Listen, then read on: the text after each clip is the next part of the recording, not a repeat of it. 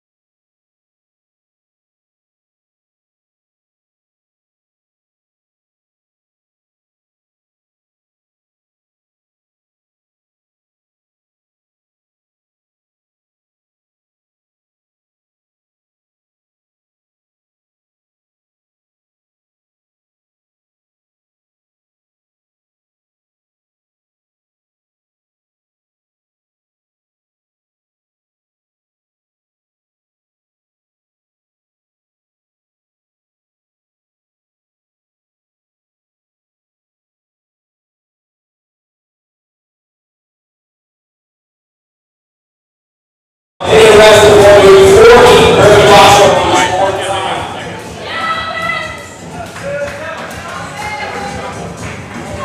First gentleman basketball in the main side, we have Abbott. On to his first ball, one just behind Mazzarni as Milchek.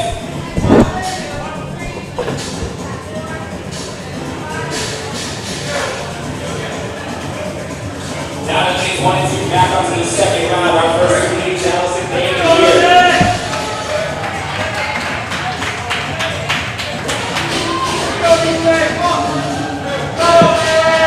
Our deadlifts here at 275 for the gentlemen, as well as 185 for the ladies.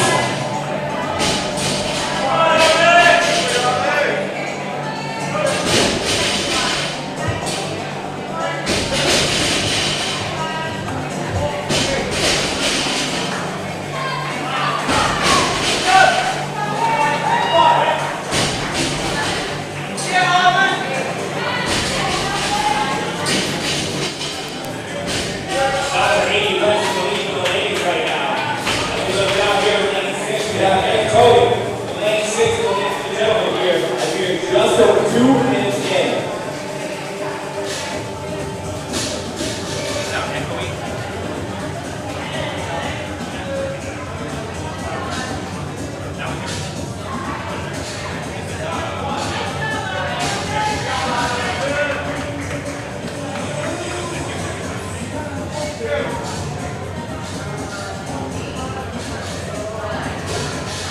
It's underneath.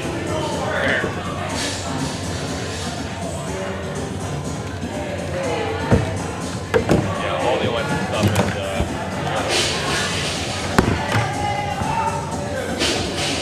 Go under. All right, we're looking at all of our leading starts that third round crossover here. All right, we're looking at 76.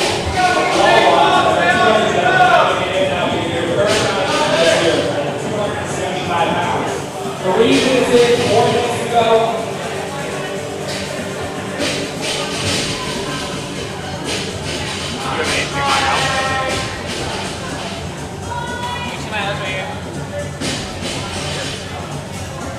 Nope. That's in your chin. Looks like our master's game here. Look at the outer end. That's camera. No. Plug that in the middle. Put it in there. You want it out or in? This is your HDMI out. Which day? I mean, eventually switch that camera and put the difference there.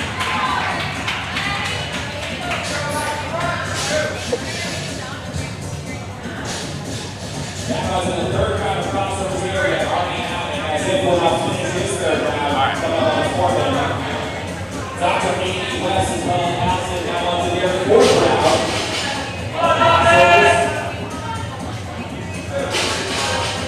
Water on? Yep. That's the water. Dr. Amy West is right behind her running back is Allison 21.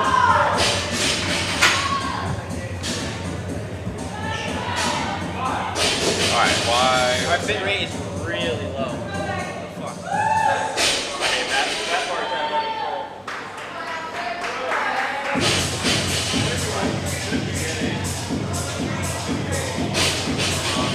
Few deadlifts here left in round 4.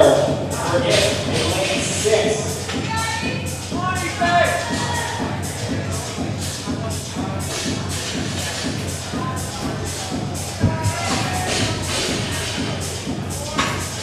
Lane 1, ready for the spin round with 2 minutes remaining.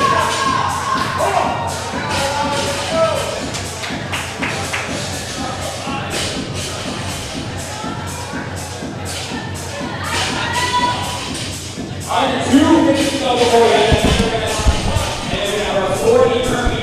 All right, guys, we are now live. Video is looking good. Stream is up. Thank you for bearing with us for that first bit. We get the first heat up right now. We're in here, huh? All right. We are in here. Rainmaker. Right back where we left off 1 year ago. one year later, exactly. Good to see you again, man. Great to see you. Good to be here. Year 5 of the Invictus Invitational. Put this up a little bit. How's your mic volume? Great. You good on the headphones there? Yeah, All right, sounds cool, good cool. to me, man.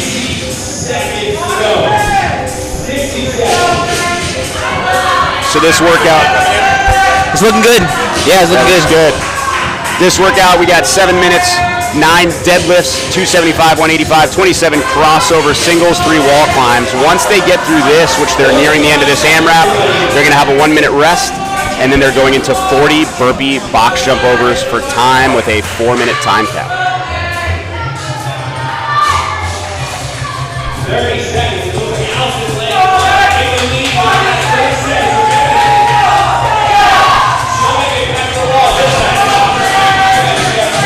We have the last 20 seconds of this AMRAP coming up. People trying to get a few more reps in. 15 seconds. Testing.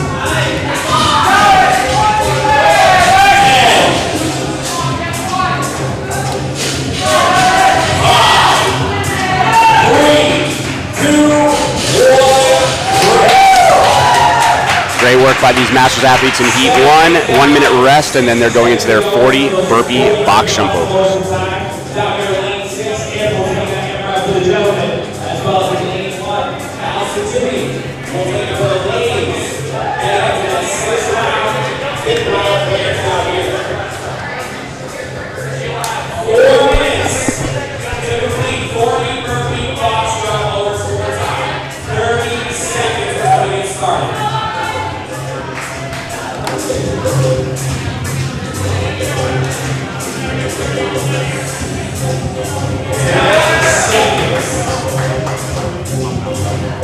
Yeah, it looks good, but something more right here. You're going in 10 seconds. That'll probably catch up. That'll probably catch up as it was low. Oh, okay, cool. 40 burpee box jump overs for time after that second burger here.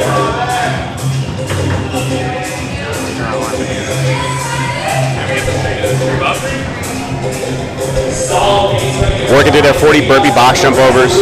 Nasty combination of movements. Midline and hamstrings are smoked from the heavy deadlifts in the first part. Shoulders are fatigued from the wall climbs.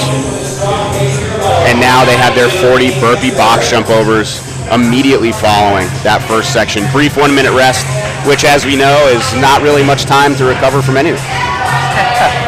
No, it's not.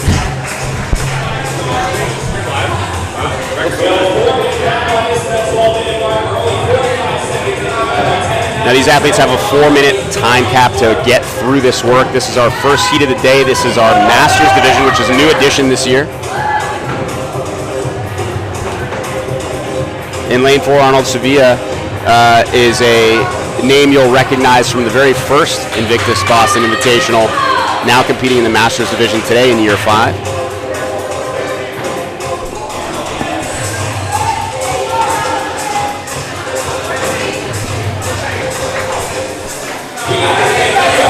The man himself, Burn Prince, on the floor cheering on the athletes. You can see him in the background. Man, the energy for this time of day is hype. It's insane. You would think it's like 1 p.m. It's 6:51 right now. The crowd is packed. There was a parking lot attendant when I showed up. Yeah. Yep. Unbelievable. People are ready to go. Great pace on these burpees from the athletes in Heat 1, setting the tone for the day.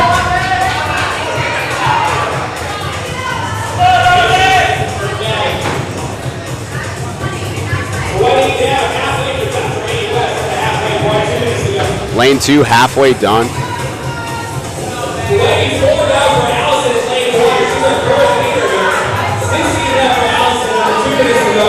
So again, in this heat, all the way to the right on the screen is lane 1, Allison Samini.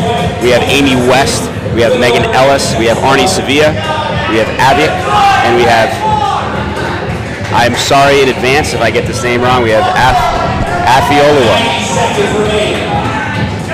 Amy West, a repeat past few years, right? Yeah, it's been a household name at the Invictus Invitational for many years. Same with Arnie Sevilla, as you mentioned. The other athletes, I believe, are new to the competition. Yeah. I was looking up some of the athletes last night. Ifilua? Maybe I hope I'm not pronouncing that wrong. Professor of psychology. Oh wow, very interesting. Yep. A lot of Amy West is an MD, a physician, a sports orthopedic. I believe Megan Ellis, I hope I get this wrong, is a licensed social worker. I think Alex will be a physician assistant. We get a lot of medical professionals in this first heat. Yeah, this first heat, they're serving the people. Absolutely. Also very good at burpees, apparently. Yes.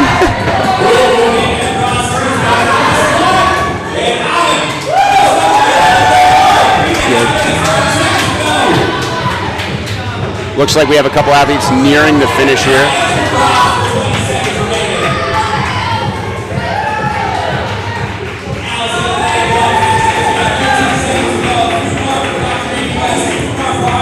Allison in lane 1 done with her burpees.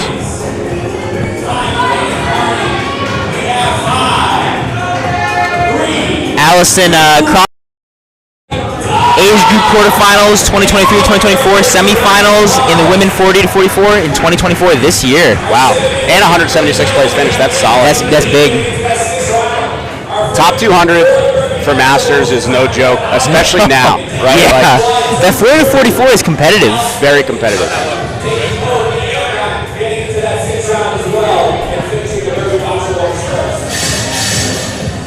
Oh boy, we got our camera live. Oh yeah. This is saying hello to the people. No one wants to see us. What's going on? What's up, everybody? Got the little picture-in-picture in the corner. Oh, so wow. You can get our live reactions. I love it. Yeah, we had the new software this year, so had some kinks like testing things out, but I think we're gonna have things working pretty smoothly. And the goal with the software is better than last year, so hey, we'll see if we can exceed that. always improving. That's the goal. That's right. So up next we have another heat of Masters. This is going to be a Masters men's heat. We have Angelo Barbudas in lane 1. We're going to have Henry Iglesias in lane 2. Henry is an Invictus Boston member and athlete. He's had a really solid year. We have Jay Thornton in lane 3. Michael Fish, who was a name from last year. Yeah, Michael Fish, in competitor. Lane 4, very big competitor. He's a One Nation guy here. We got Michael Shaw. And then in lane 6, we have Mike Gilbert, who was an Invictus Boston member for many years. Now he's over at Rack House Fitness. We also have in our elite division Derek at Rack House, who brought all of Uganda last year to cheer him on. Crew, yeah. And he's competing again today. He is competing again today, so he's going to be here later on today.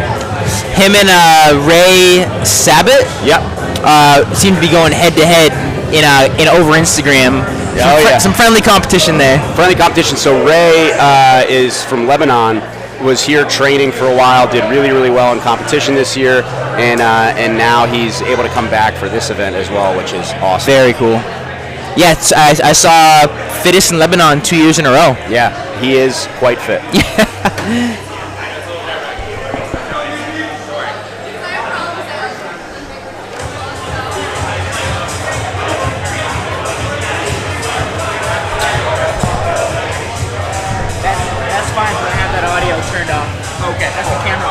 I just didn't know if that was right. Oh, good. Good, thank you. Yeah, this is all audio.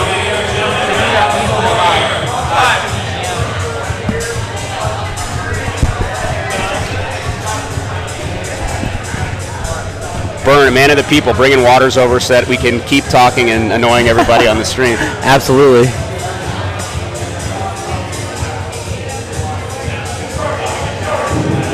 So we have, again, that Masters men's heat coming up next. We're going to have some men's RX heats following that and some women's RX heats following that. So good start to the morning. We're going to get to see a lot of these divisions competing in this first event. Rainmaker. Again, for those who are just tuning in, this is a two-part workout. The first part is a 7-minute AMRAP. We have 9 deadlifts, heavy today, 275, 185. We have 27 crossover singles. We have 3 wall climbs. After that, they're going to get a 1-minute rest, and then it's 40 burpee box jump overs for time with a 4-minute cap. Last heat, we only had 1 finisher, and that was Allison in lane 1. So we had some people who were close within 5 reps, but the only one to finish was lane 1 last heat.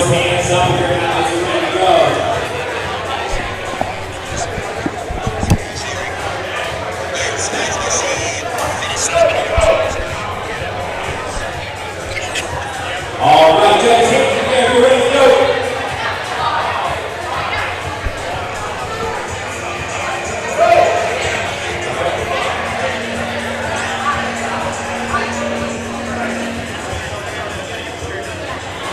That is at 10 seconds.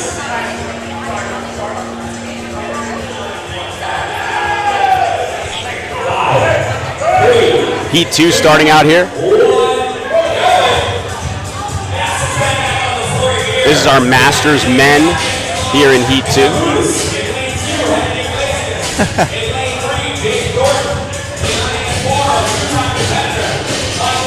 So again, lane 1, Angelo Barbudas. Lane 2, Henry Iglesias. Lane 3, Jay Thornton. In lane 4, we have Michael Fish. Lane 5, another Michael, but Michael Shaw.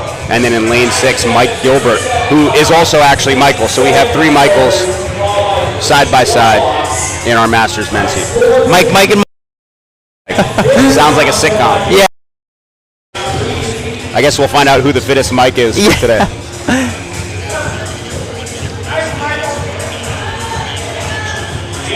I'm hearing some cheers of nice Michael, which is great. Yes. You get to cheer for 3 athletes with one phrase. Everybody's getting some. One thing to point out is these crossover singles, a lot of these athletes are making these look easy. It's not an easy movement. It's something that popped up recently. Right. It's challenging, takes a lot of coordination, but I'm very impressed with the level of performance on the crossovers in our first 2 heats today.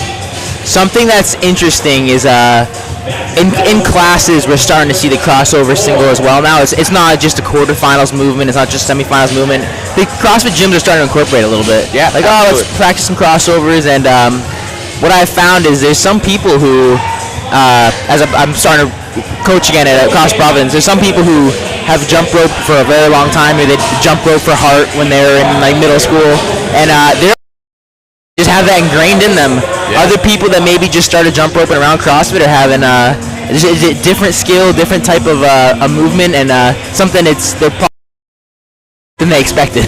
Absolutely. You'll also see people using different kind of ropes for this. So with crossovers, it can be helpful to feel a little bit extra weight on the rope. So you'll see Michael Fish in lane 4. He's got the like elementary school spaghetti rope with the macaroni noodles on it. Yep. So a lot of people are using heavier ropes so that they can feel the timing, just because it's a little bit different than your single or your double under. Sure. I think, was it last year the double under? The crossover was a double under. Is that right, or was it singles? So you're saying here? Yeah, here. Yeah. Crossover singles last year. Crossover doubles have popped up at higher level competition. Oh, gotcha. Okay. We saw it originally at the games. So the crossover originally popped up at the games as a double under. Sure. It became the single under, and that's kind of the standard. Gotcha. Or it's becoming a more common standard. I couldn't remember. I knew they had it last year. I couldn't remember in what variation it was. Now, this is a good time for me to share a story about the first time that I tried jump roping in general. I grew up wrestling and boxing, and my first time in the boxing gym, they told me to, get on the jump rope and warm up, and I had no idea what I was doing. And I proceeded to trip over the rope and fall into the ring stairs on day 1 at the gym. Is that at Back Bay? No, that's just in my hometown in New Hampshire. Gotcha. Oh, okay. So I tell everybody, don't be embarrassed about learning how to jump rope, because it probably won't be as bad as my first day. Fair enough. These athletes working through in our second heat of the day, our Masters men's heat. Again, just to point out, that deadlift is not light, and it is early in the morning. Yes.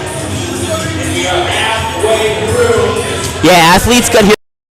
By the time I got here, people were already here, getting warmed up, ready to go. Yeah, moving and grooving. For good reason. I mean, early in the morning, especially as the Masters are starting out, it takes a little while to warm up. Yeah. You got to get those. Honestly, I think Burn Run's a great event. I don't know if putting the Masters with heavy deadlifts as the first heat of the day was the right move. Definitely a test. Because as this season, I'll be a newly anointed Masters. Hey! And I know that I need a lot more time than this to warm up for a deadlift. If this was you coming into today, what time would you arrive, knowing that, let's say you had to start at 6:45? Ooh, that's tough. I'd try to give myself at least an hour. I'd probably be here an hour before. So 5:45 show up? Yeah, especially like a 275 deadlift in the morning. What you don't want to do, and we actually saw this last year with some athletes, there was a really heavy deadlift in one of the events last year. We saw the effects of the day and the effects of that weight on a lot of people. Even if you feel more or less okay, you just want to make sure you give yourself time to build up to that weight, because you don't want the first event to cost you the rest of the day. Sure. No, it makes. I think it's smart. I really like this workout. I think it's a great workout. There's a lot of elements here at play. Yeah. Obviously, the heavy deadlift is going to affect even just the wall climbs, bracing for getting up there. It's the shoulder fatigue from the crossovers and the wall climbs. Now that's going to affect part 2 with the burpee box jumps. It's a really smart workout, but again, definitely need some time to warm up for it. Absolutely. Say again?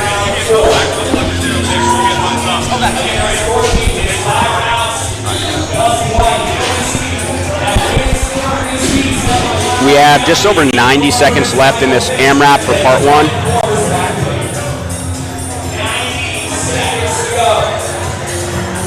It's looking like Jay Thornton just blazing through those crossovers.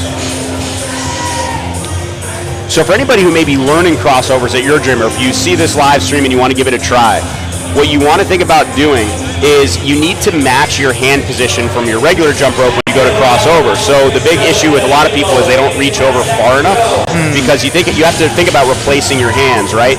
So your regular jump rope grip is likely a little bit out away from your body. So when you go to crossover, you have to try to reach for that same. Right. That can lead to people tripping who are learning the skill if they're not getting those arms across far enough. Absolutely. Somebody sent this to me actually a few days ago. I had a member send me a video. A guy just broke the world record for double unders. Oh, really? With 8. Well, I guess would that be a quadruple under? We get 8 passes. Jeez. Really deep squat. 8 times around. That's very impressive. Yeah.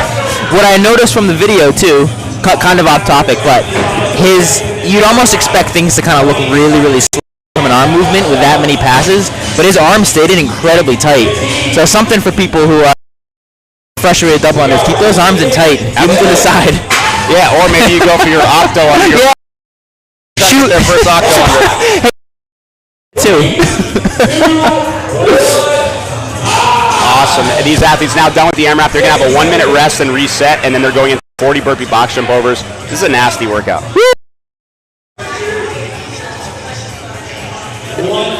I guess the benefit of getting this done this early in the morning is I think most of the other events are probably nowhere near as bad as this. right. Get this done first. Get this out of the way. And this, the name of this workout, again, this is the book club this year, so everything is back to that theme. Byrne does a really good job of working the theme for these events, and this is Rainmaker, a novel by John Grisham. What I would say about Byrne, I've known Byrne for many, many years, and he even names the workouts he has his training clients do. So I'll come in, I'll literally come into the gym in the morning, and he'll have a workout for one of his private clients on the whiteboard with a name, and they're very creative. That's awesome. I love it. And these athletes start 40 burpee box jump overs. Again, they have 4 minutes to finish, so 4 minute cap on this. Holding 10 minute burpee box jump overs per minute is a hard pace in general, but doing it following that first section, very challenging part 2 to this workout. Absolutely.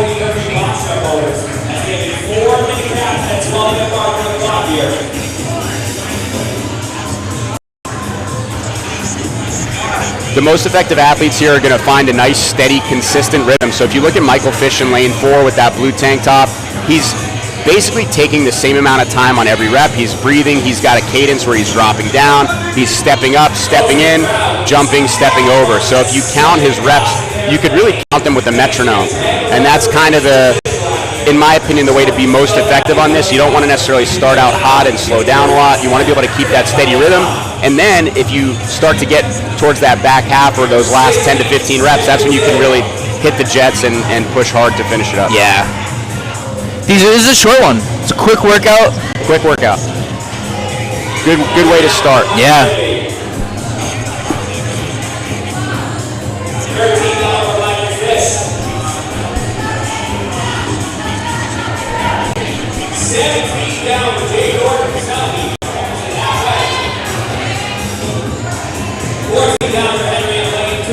I always love watching the Masters athletes. You know, it's one of those things where I don't want to say it's easy to stay fit when you're an elite level competitor or when your job is to work out, right? There's nothing easy about that, but there's something to be said for when you have a family, when you have a career, when you're, later in life, when you have a lot of other things competing for your time, just to be able to prioritize fitness at a high level is really impressive. Absolutely. When people say they don't have time to work out, look at the Masters athletes, right? You got to make time, you got to build your life around it, and fitness and health and wellness is very obviously a lifestyle, an intentional lifestyle for Masters athletes. Yeah. So just to give a shout out to Henry Iglesias, lane 2, again, an Invictus Boston athlete. He has had a tremendous year, really taking things more seriously, working on mechanics, working on movement quality. He's put a lot of hours in at the gym. He's been paying attention to a lot of the details outside of the gym, and he's just had a really solid year of progress. So shout out to Henry.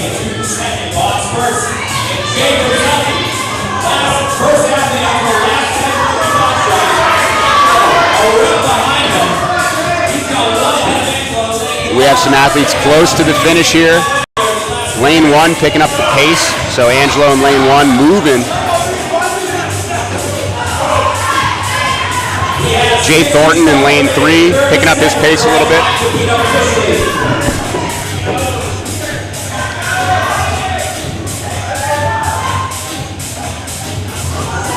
You can tell a workout's good when you watch an athlete take that brief pause at the top of a burpee.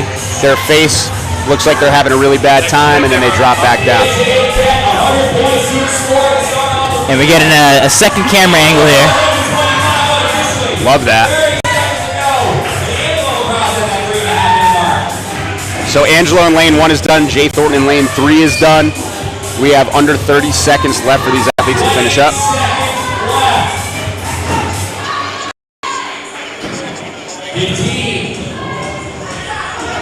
Coming up on our last 10 seconds here. 5,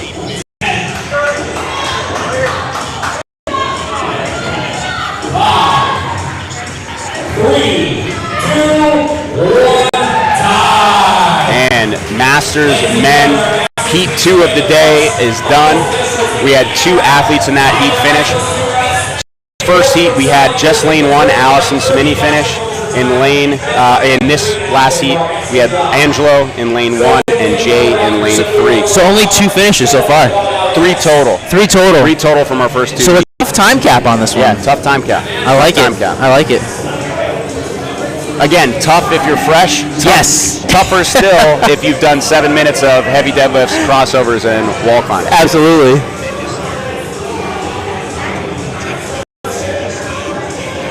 Quick shout out to the volunteers and everybody helping out today.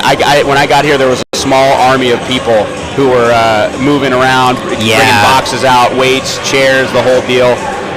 So, awesome job to everybody who's helping out today, making this move possible. Absolutely.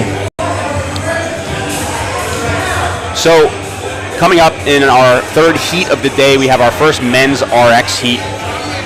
So these athletes are coming out here, getting set up. Now the weights are staying the same from the last Masters heat, which is very impressive. Yeah. Talks to the quality of Masters athletes that he has here. Yeah. No joke, that's for sure.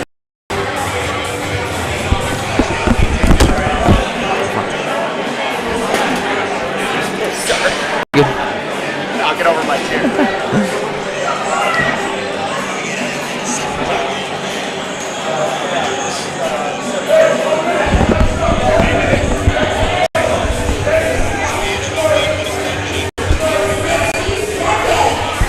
So in this 3rd heat coming up, our first men's RX heat, we have Asher Bean in lane 1, who is an Invictus Boston athlete. Jason Miller in lane 2, another Invictus Boston athlete. Shane Yeomans in lane 3. Nick Gatt, another Invictus Boston athlete. Benny Bates in lane 5, who is not only an Invictus Boston athlete, but a coach. Yeah.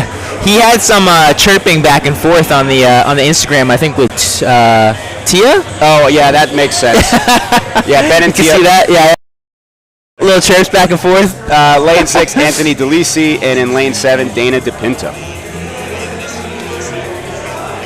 Dana is from CrossFit 133 in Georgetown, Mass. Nice. Anthony's over at Southie.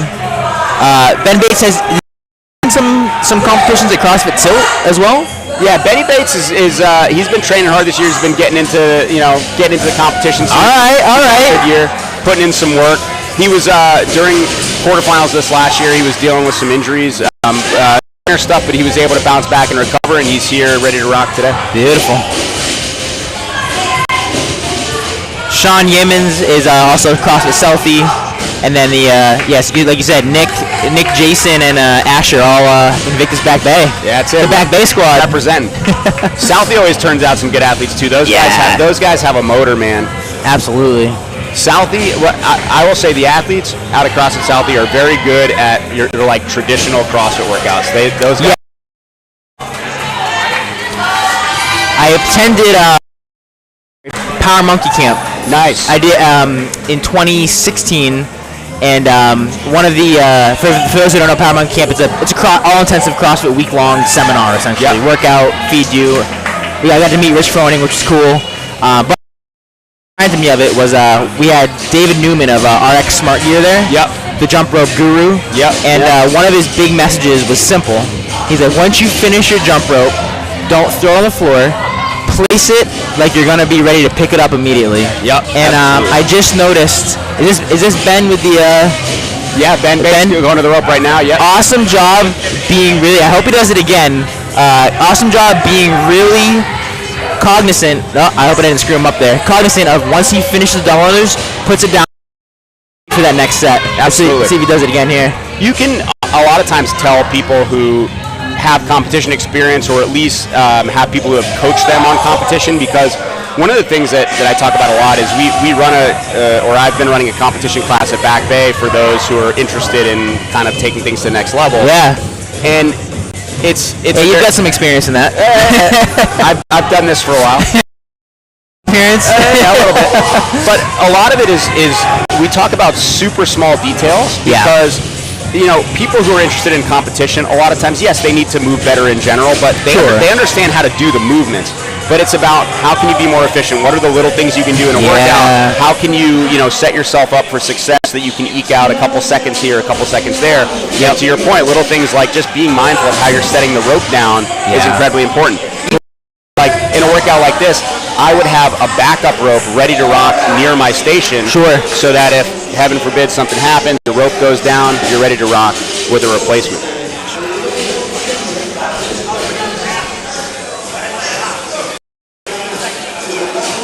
One thing I will say to shout out Jason Miller Lane too is he had basically spent the entire season this last year being unallowed to use a 50-pound dumbbell. So anytime there were dumbbells in workouts, he always used the 70. So he used like a heavy dumbbell for snatches, for step-ups, for anything. Yeah. And he got incredibly strong doing that. And Unreal. he's handling these deadlifts really well today. Shout out to my buddy Tim Ferrari. From 2020 to 2021 during COVID, his only equipment was a bar.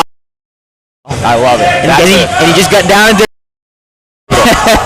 So Nick Gallett in lane 4, very similar during COVID. He basically borrowed a box and a dumbbell from the gym, and I remember sending him workouts, and it was the same thing. He was doing some of the most heinous workouts on his own, but you got to get it done. Just some Josh Bridges style. Some devil's press, doing overhead lunges. Bury your head and work. Again, all of these athletes really proficient in crossovers. Not an easy skill, and everybody's making it look quite easy. Yeah. Now, so with the wall walks here, one thing to pay attention to with a lot of these athletes is you want to look at midline position.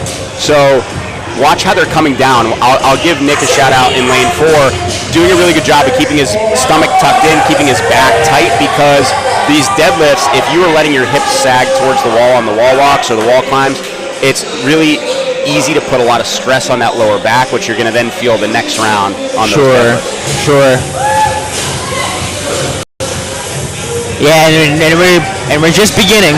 We're just beginning. We're in the start of the competition, so just beginning. Want to keep everything feeling fresh.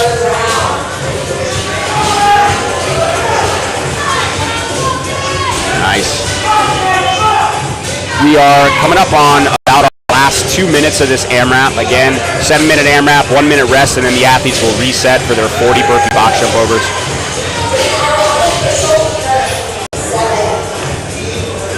One of the other things you want to look at here with how athletes are locking out is I like to coach athletes to bring their hips to the bar and squeeze their legs versus leaning back, because sometimes leaning back to lock out, especially if you exaggerate it, again, can put some stress on the lower back. Sure. I'm not necessarily saying you're going to get injured, but if those muscles fatigue, it's going to make your next sets harder. Yeah.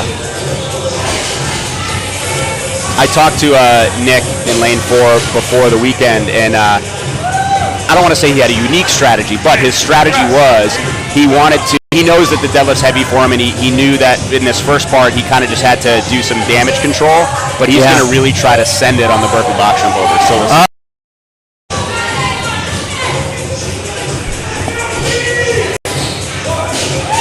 well, I would love to watch him just sprint through these burpee box jump overs, but we'll see what happens.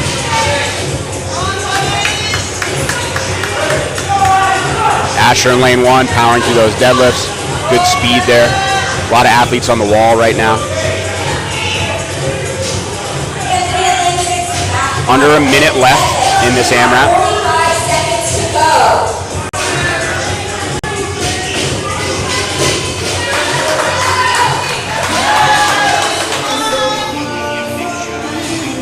One of our MCs today, Cam Burke.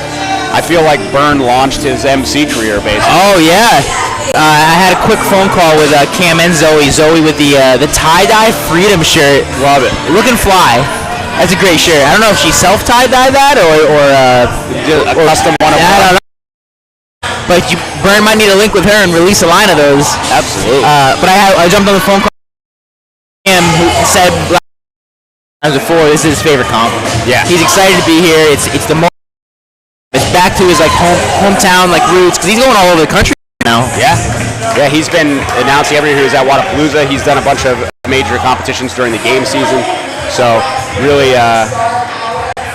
Byrne asked for him by name in year 1 of the Invictus Invitational, and his career blossomed from there.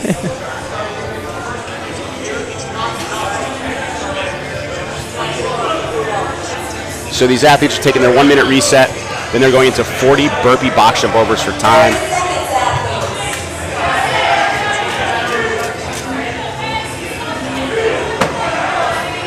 A lot of these athletes breathing heavy going into this. They were pushing hard on that first part. Now they just got to finish strong on these 40 reps. Again, I'm watching Nick in lane 4. I really hope he sends it. I want to see some speed here. He's got the cutoff shirt. Oh yeah. Yeah. He's ooh, that's a no rep from the judge. Yeah, he got a no rep. He jumped the gun a little bit on that one. He was a little too excited. Yeah. He can't have sleeves impeding burpee speed here. So he is moving. Yeah. Actually, I don't know if it was an official no rep. The judge shook his head as in like, be careful, be careful. I don't know if he gave him a little leniency there, a little warning, but he was excited. He was excited. He got a little excited. It's an exciting day. You know? Yes. Honestly, everybody across the board is moving fast right now. Yeah. Now, again, just like we were talking about with Mike Fish in that Masters heat, you are going to see people settling into a cadence.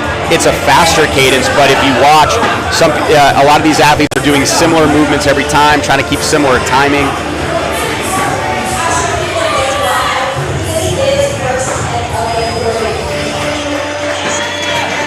Deadlifts and box jumps are like a classic nasty combination. I remember there was a deadlift box jump, heavy deadlift box jump workout at regionals way back in the day.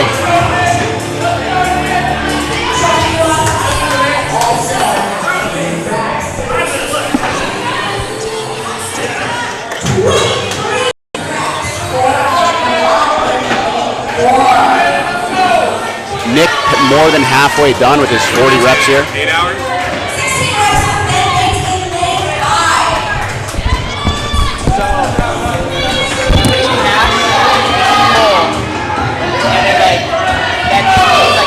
Choppy on the live end.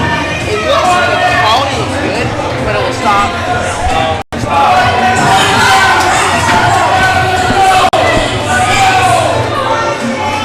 99% right now. It's not quite full. Yeah. But I'm trying to look up on how to solve that. It's something, I forget exactly how it works. It's something along the lines of, it'll store it up.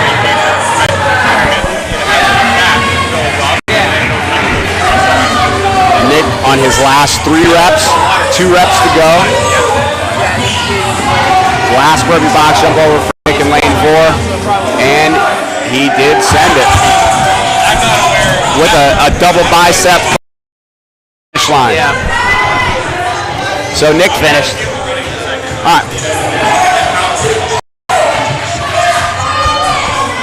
We got athletes pushing through.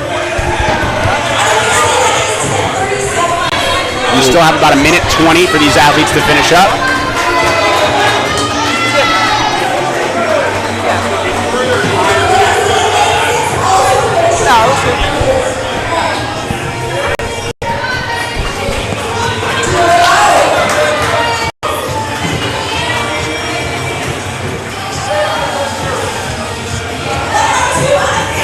The other thing that's happening visually is the athletes are using 2 different boxes, so you can kind of get a sense of when they're at that halfway point.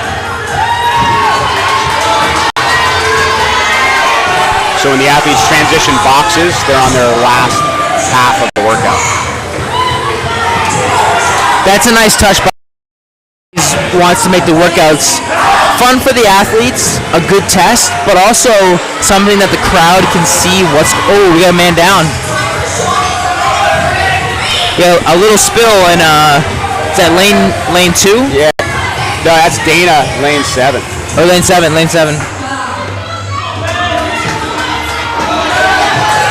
Several athletes in this heat are done. RX men coming to play today. Benny Bates, lane 5, chipping away. Okay.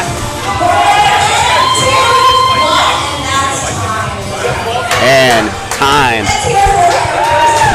Nice work. So we're going to be following this with another men's RX heat coming up. Lane 1, Sean Hoey. We got lane 2, Scott Tybert, who used to be an Invictus Boston member, who's now up in New Hampshire. Ryan Mickelson in lane 3, Mark Beltran, who is a coach at Invictus. Frank Walsh in lane 5, Dave Courtney in lane 6, and Lars Larson in lane 7. I'm rooting for Lars.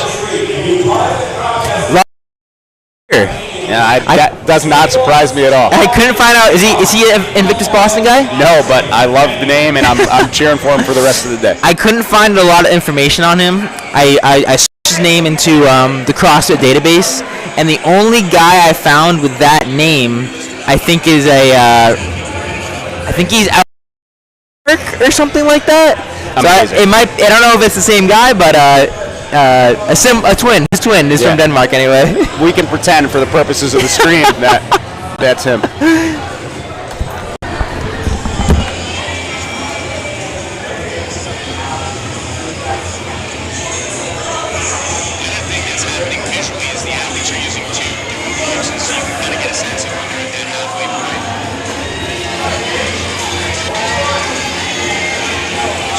Got athletes making their way out to the floor for our next heat of RX men.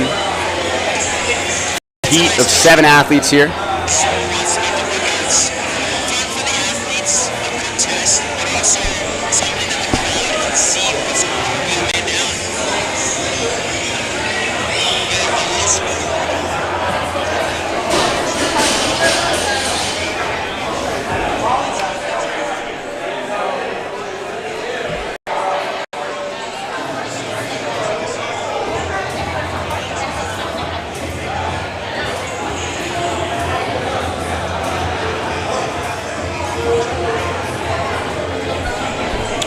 Athletes starting to practice their crossovers and warm up for the workout here.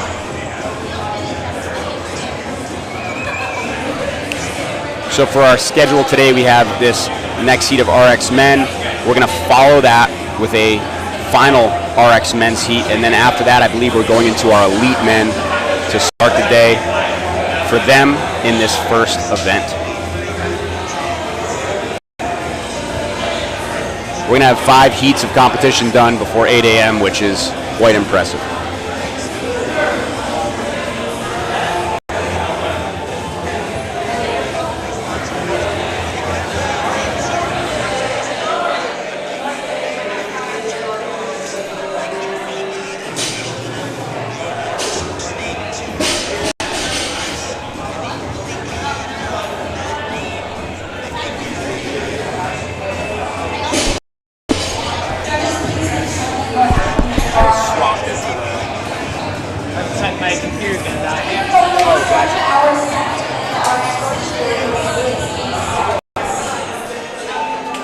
You have a charger though? Yeah. I just ran out of plug. This might fit in here.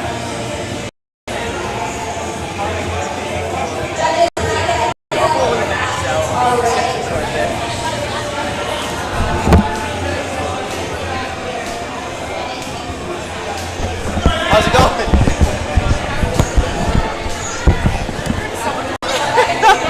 That's good. Judges' hands in the air. Our next heat is ready. RX men, heat 2. Sean Hoey in lane 1, Scott Tybert 2, Ryan Mickelson in lane 3, Mark Beltran in lane 4, Frank Walsh in lane 5, Dave Courtney in lane 6, and my dude Lars Larson in lane 7. Let's go, Lars. Looks like he's at a CrossFit. He's a Boston guy, yep. May or may not be from Denmark, but maybe, we'll see. Probably not. Sean Chips Ahoy in lane 1 is a where is he out of? Southie. Lost 100 pounds. oh wow, 100-pound loss. unbelievable. Yeah. And now he looks jacked. Yeah. Sorry. I take that back. He competed at the Southie Showdown. He's from CrossFit 617. Gotcha. CrossFit 617. For a second, it looked like he was going for a crossover double under. Yeah. And I think the judge had to remind him it was only a single.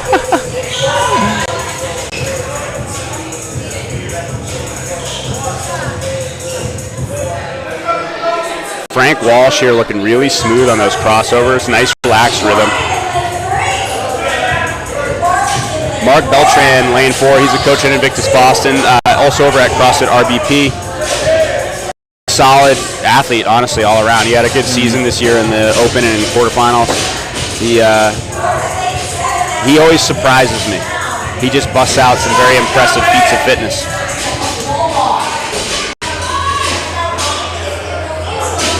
Ryan Mickelson, lane 3, looking really good on those crossover singles. And Scott in lane 2, his last set of crossovers looked great. And same thing here, nice and smooth. He's got great speed there. Just tripped up a little bit, but cycling that rope quickly. Dave Courtney in lane 6. He's been a competitor for quite a while. Yeah, he competed definitely last year at the IBI. Yeah. Maybe the year before as well. He may have. I mean, and he's been on the competition circuit in general for a while. Yeah. Obviously, solid athlete.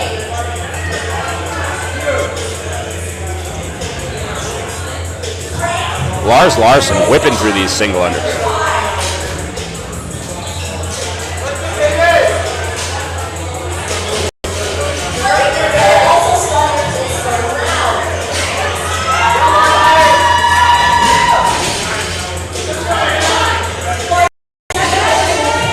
So Dave Courtney out of CrossFit Boston, qualified for quarterfinals this last year, ended up almost cracking the top 1,000 worldwide, which is very wow. So ended up basically 1,157th in quarterfinals 2024. This competition always brings out some pretty incredible athletes. Yeah.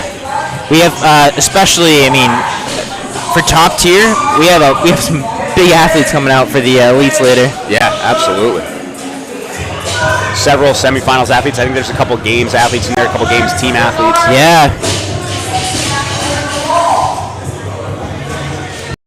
This deadlift's starting to catch up to some of these athletes. Again, this is not a lightweight.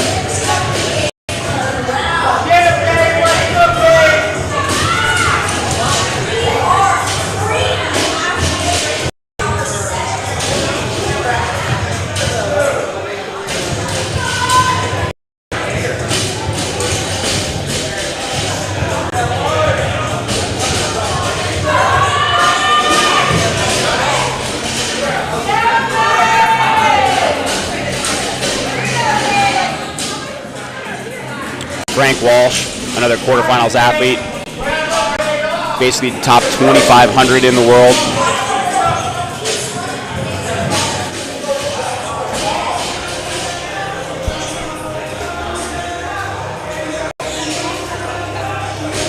Mark Beltran, lane 4, doing some touch and go deadlifts. Round 1, a lot of these athletes opened up with big touch and go sets, and now we're starting to see some singles or some smaller sets, more frequent breaks.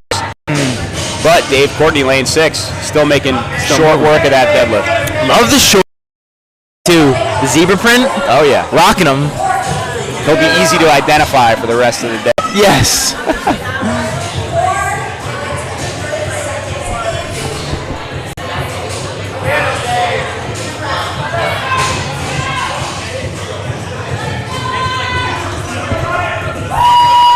Also, impressive list of sponsors this year, which we'll get into later on, but I feel like Byrne has grown the sponsorship list substantially every year. Yeah, he's done a really good job with that. These athletes are in their last minutes of work on this AMRAP. A lot of people breathing heavy now.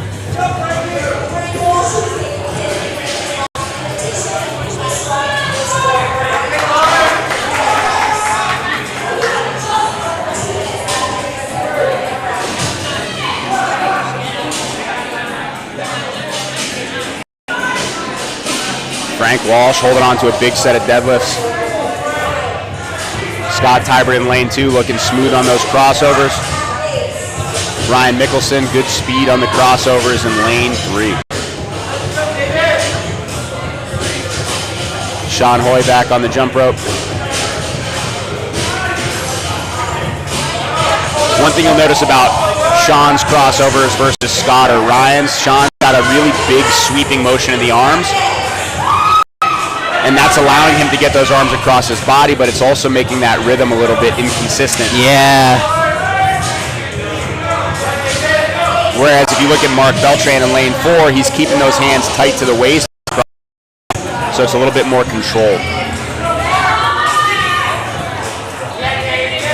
I think you see that a lot with the crossovers, that technique. It's a new move, and I think a lot of people have a couple things to kind of tune up and get used to. Frank Walsh in lane 5 doing a good job of setting that rope down like you were talking about earlier. Yeah. Shout out Dave Newman, RX Smart Gear. That's it. The legend. Short time. Getting down. Last 10 seconds. Lars looking really good with the crossovers. Well, if he is, in fact, a skier. Good coordination. Denmark. Shout out a skier from Denmark. Shout out Lars.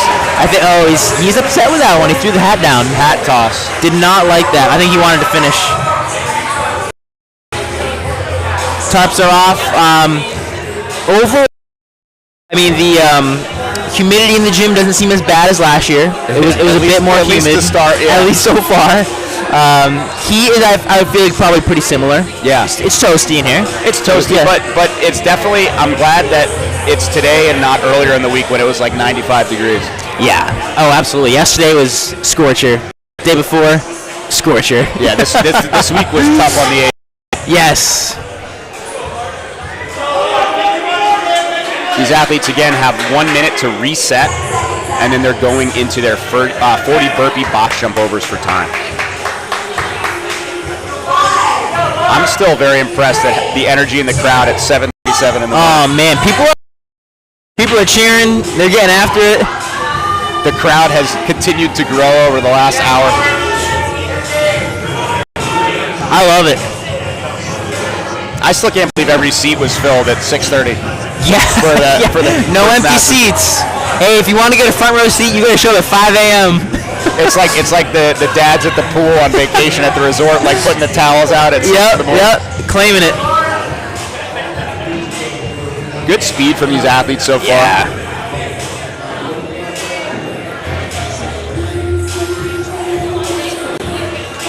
Scott in lane 2 stretching out a little bit. Hopefully he's okay, but looks like maybe back's a little tight from that first part of the workout. Little hip. He's rubbing the hip. I thought he was just doing a slow burpee, but then he started stretching, so I knew something was up. I think he's opting out of this. That's tough. He's a repeat guy. Scott Tybert. Great athlete too. He did really well on the first part. Hopefully he's okay for the rest of the day. Yeah. A smart move by him. Like, it's like there's a long day ahead. No reason to. Did good on the first workout. Got some reps in the second. Stomach's not feeling good. Losses and see if you can recover for later on in the day. Yeah, take some time, mobilize. Use the time between events to hopefully recover and get ready to rock and roll. I think that speaks a lot to the culture and the atmosphere of this competition. Highly competitive in terms of the people that are doing it, but at the same time, I think it's not so like cutthroat as some of the other competitions are. It's something, and in the best way possible. I mean that. It's something Cam was mentioning last night. Other comps, smaller comps, even where you'll have people arguing with refs. You have people getting chippy with each other, and that doesn't happen here. No, I think not at all. It's a big shout out to Byrne for putting together a culture that everybody's on the same page. Absolutely, and I think we saw that last year with a lot of the athletes we talked to, where they said a lot of them said it's their favorite competition specifically because of that, right? Like it's a very collaborative environment, a very supportive environment. Yeah. And to your point, it's high-level competition. People are pushing themselves. Right. But it's also very encouraging for the athletes. Lars Larson on his second. Lars move. 20. Let's go. Crowd's getting loud. Lars also got cupped for this event. He's got I saw that. Now the tarps are off. We can see. Got the battle wounds. Yeah, there was an almost universal shirt-off policy going into the burpee box jump over.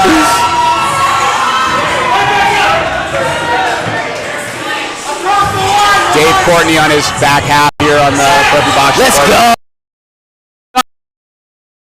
Rushing it.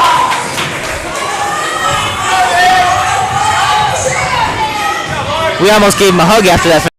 Yeah, he was coming towards us.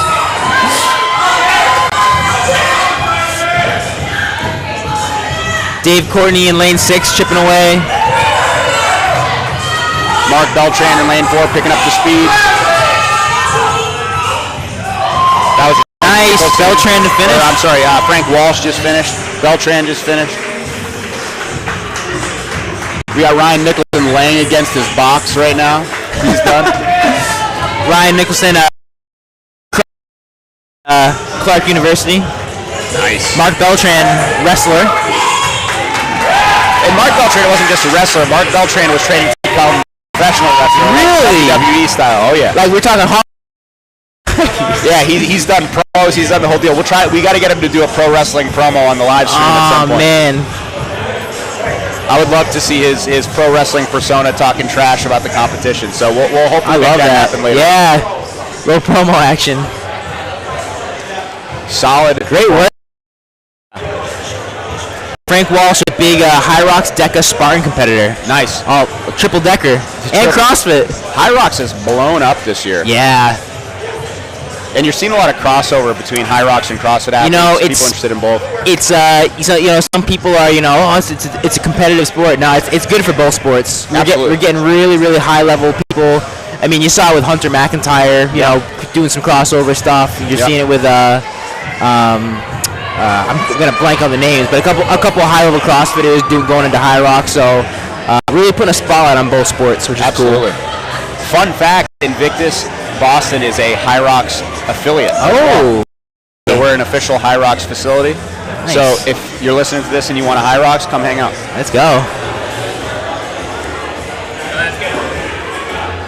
MC Cam getting back on the mic here for the crowd. Love it. So we have our last men's RX heat coming up now. In lane 1, we have lane 2, Connor Hall. So both Connors from Invictus Back Bay. They're going to be going next to each other. Henry Morales in lane 3. We got Matt Harkins in lane 4, Jimmy Zeffler in lane 5, Justin Horine in lane 6, and Joe Adamek, who's also a Invictus member over at Fenway in lane 7. He'll be right in front of us. He'll be right in front of us. I'll tell you something about Joe. Massive engine on this guy. Yeah. So in the Open this year, he smashed the deadlift row double under workout. So deadlifter, really good on the jump rope. So hopefully that'll carry over to this workout, even though it's a little bit heavier. Connor Hall in lane 2 with his signature headband.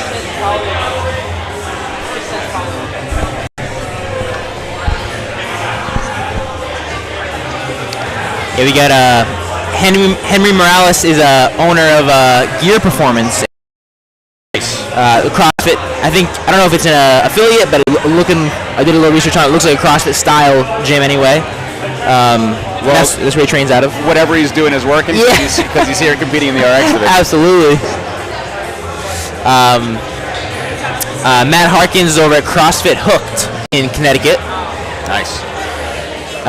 Jimmy and Justin are over at CrossFit Southie. Southie representing today. Yeah. Shout out CrossFit Southie. And like you said, Connor, and Joe over at Invictus Boston. All three back bay. So Connor work out next to each other basically every day. Fitting Byrne put them in lanes 1 and 2 next to each other. Exactly. So Byrne put them next to each other. It's just like another day in the gym. Joe also like you mentioned, big engine on him. Did some marathons. Yeah. So He's makes sense. Quite an endurance athlete, and like very impressively so. Did really well overall in the Open and quarterfinal season this year. It definitely has been taking his training seriously and doing a lot of the little things. So it's cool to see him competing here today. Jimmy over across the Southie, Byrne shouted him out on the Instagram feed. Big Buffalo Bills fan. Okay. And hockey player, and he was catching some heat. He was getting some chirps from some probably some friends in the comments saying, he rode the bench. bench. So some friendly chirp. Yeah, okay. Great friends you have there, Jimmy. That's right.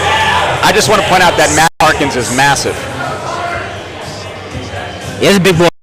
His head's almost hitting the pull-up bar. So the height is definitely going to be helpful for him in the box jump. A taller athlete, typically a little bit of box jump. Burpee, probably not so much. Probably not so much. But he's eating this deadlift for breakfast right now.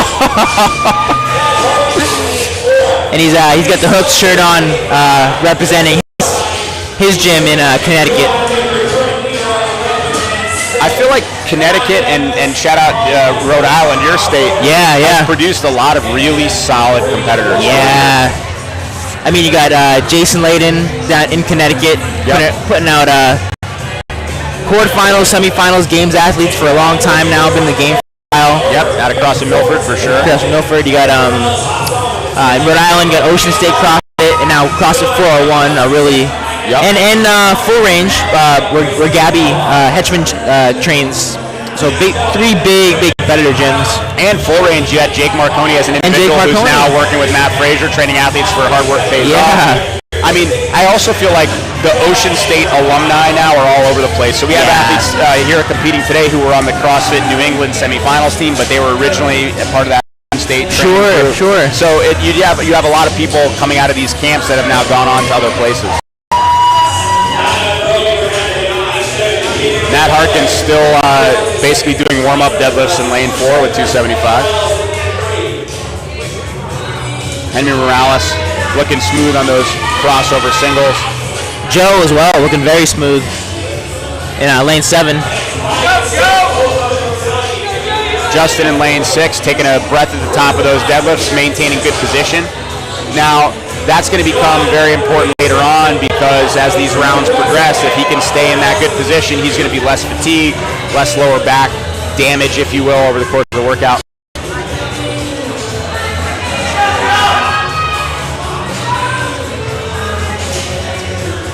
The Connor in lane 2 with the Cobra Kai style headband going on. Oh, the signature headband. That's when you. Oh yeah. That's when you know it's serious. Oh, gotta love that. Competition specific gear. Yeah. Oh yeah. Who was it? Last year, I think another Invictus guy. I'm blanking on his name. Who wears the nose piece? Oh, it was Devin O'Neill. Devin O'Neill. Not out of Invictus.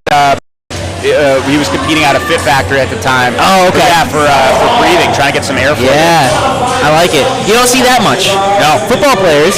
No. Football players do. That's definitely one of his signatures, and it seems to be working for him. So yeah, you keep doing your thing. Yeah, I think it's almost I something that gains in popularity because it's a similar idea to the Airwave. Yeah, getting more airflow. Absolutely. So I wonder if Airwave is smart, and I mean they can throw me a few dollars if they want to collab, but Airwave. If you want to release a signature nose piece, we can help you out. Maximizing airflow. Yeah, we'll promote it on the stream next year for you. Yeah. I can be bought. So yes. Connor Hall lane 2 looking really good on those crossovers.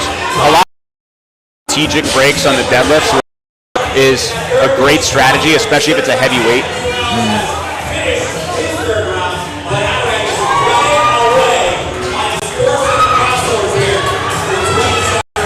Henry Morales looking good on those deadlifts in lane 3. Again, watch these athletes' back positions on the wall climbs. You want to see them pulling that stomach in on the way down, not putting too much stress on the lower back.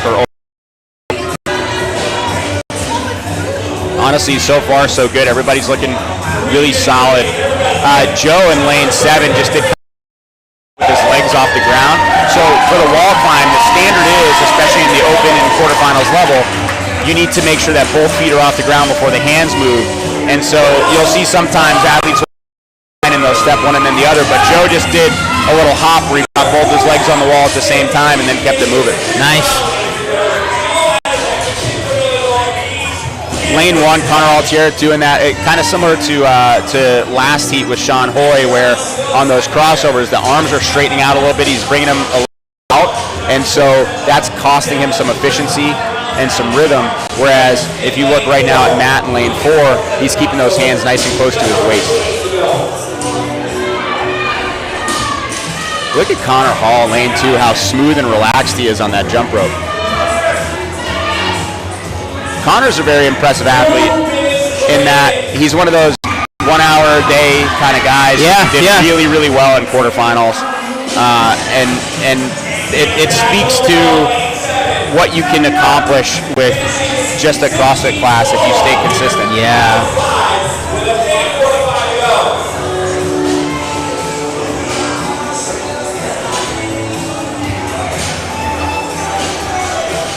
These athletes coming into about their last 90 seconds here on this AMRAP. She gets something to follow up with. Yeah, I've got to put on the wires.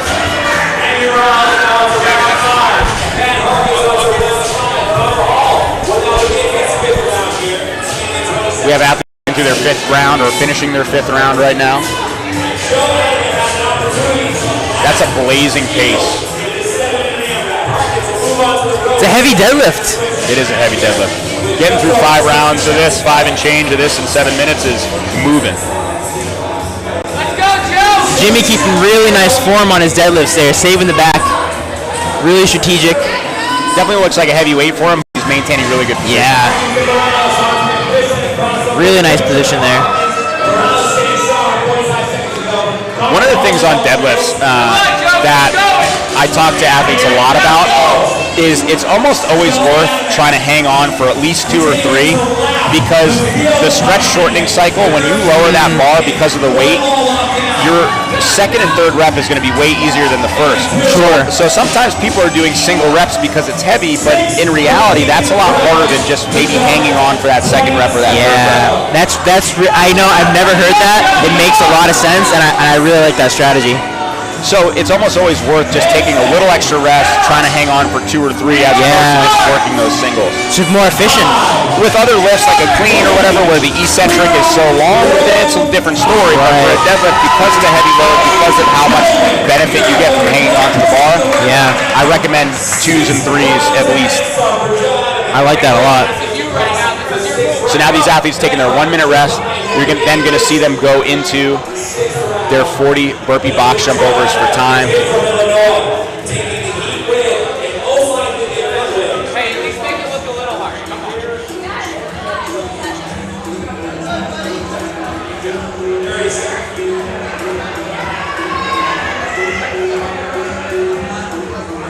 Burpee box jump overs for time next in 20 seconds.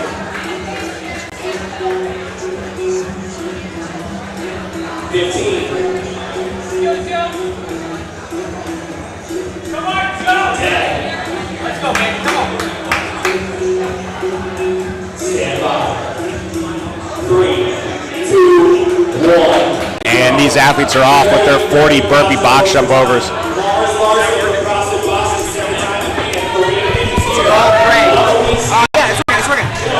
Lars Larson set the time to beat, my dude. These athletes are going to be chasing him down. Oh, interesting. Our cash just went way down. That's it, baby. Come on. I mean, periodically when you actually improve, then come to cash. The cash is fine until it goes into the internet. So when the pipeline narrows down, the cash builds up. And then it glides back off the back. Nice steady rhythm from these athletes on their burpee box jump overs so far.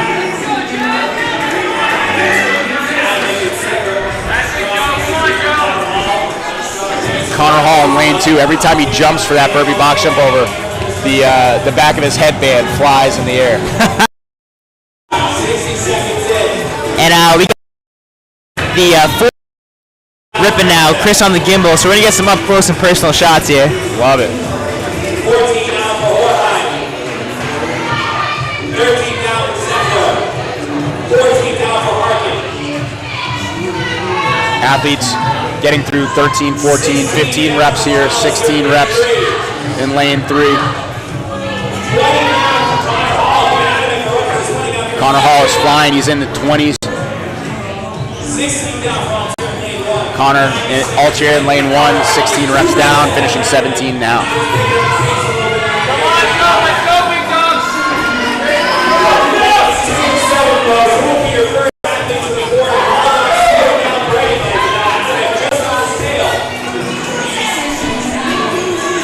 when these athletes switch to the second box, you know they're almost done with the workout. They're on that last portion.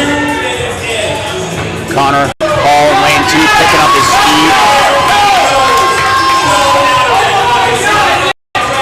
Connor now in his second box.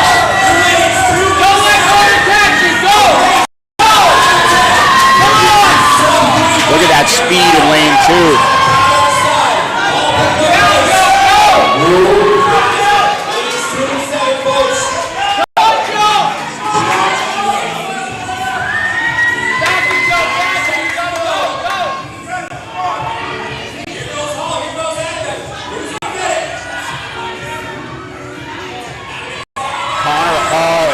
Is done. Oh, he's got one more. He's got one. Oh, nice. Joe had to cross the finish line. Joe crossed the finish line with his face. Joe crossed the finish line with his face in lane 7. So when you see the athletes move to the second box, they're on their last 10 reps. So when they move to the second box, again, for those who are tuning in now, when they move to that second box, they're on their last 10 reps.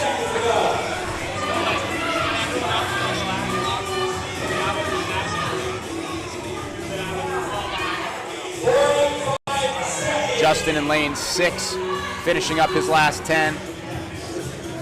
Jimmy in lane 5, finishing up his last 10. Same with 4. Henry Morales almost done. Connor Altier chipping away in lane 1.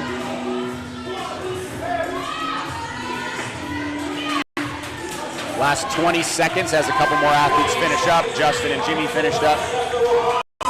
Henry Morales finishing up. Matt Harkins finishing up. 10 seconds to go. So most of the athletes in this RX men's heat are finishing up for the time cap. 3, 2, 1, time. Well done.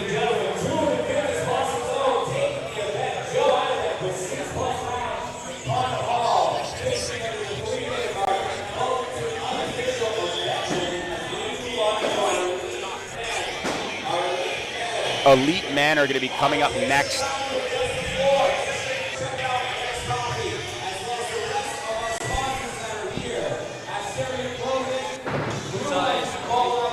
One camera isn't working. That one's working. It's the one, that one's not working. In the corner.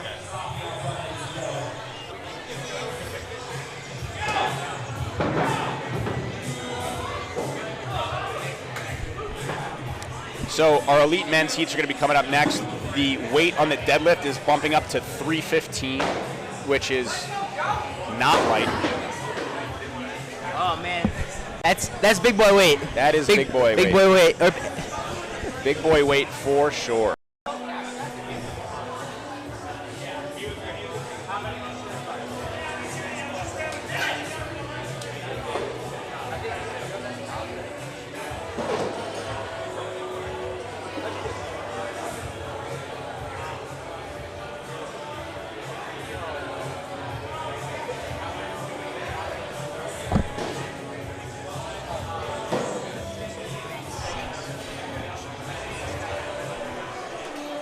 Our men's elite first heat coming up. You're going to see some familiar names. You got Trey House, who has competed in the Invictus Boston Invitational for many years. You have Derek from Uganda, the fittest in Uganda in lane 2. You have Ray Sabat in lane 3, fittest in Lebanon. So we got some global representation. Steve Ledigar in lane 4, who did compete last year. You got Logan June in lane 5. Max Aliev in lane 6, and Zach Alexander in lane 7.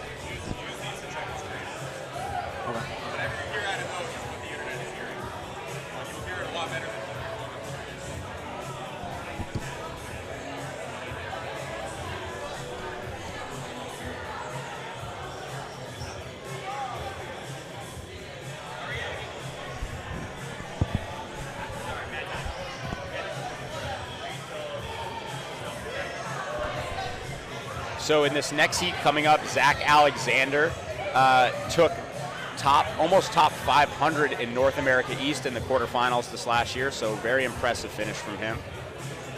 Again, we talked about Ray Sabat being the fittest in Lebanon, Derek being the fittest in Uganda.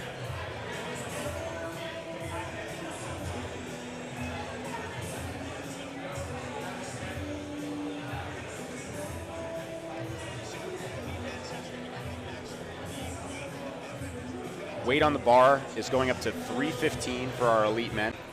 But in semifinals, he actually, so Ray qualified for semifinals and ended up placing 37th at his semifinal.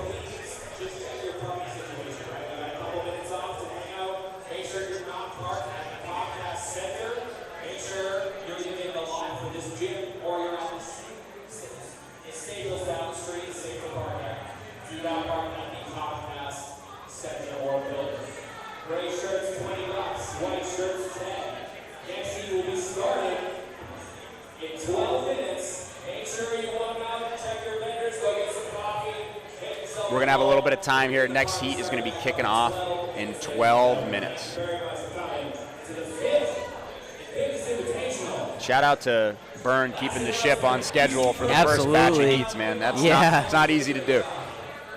And the athletes appreciate it, and the spectators appreciate it too. Absolutely.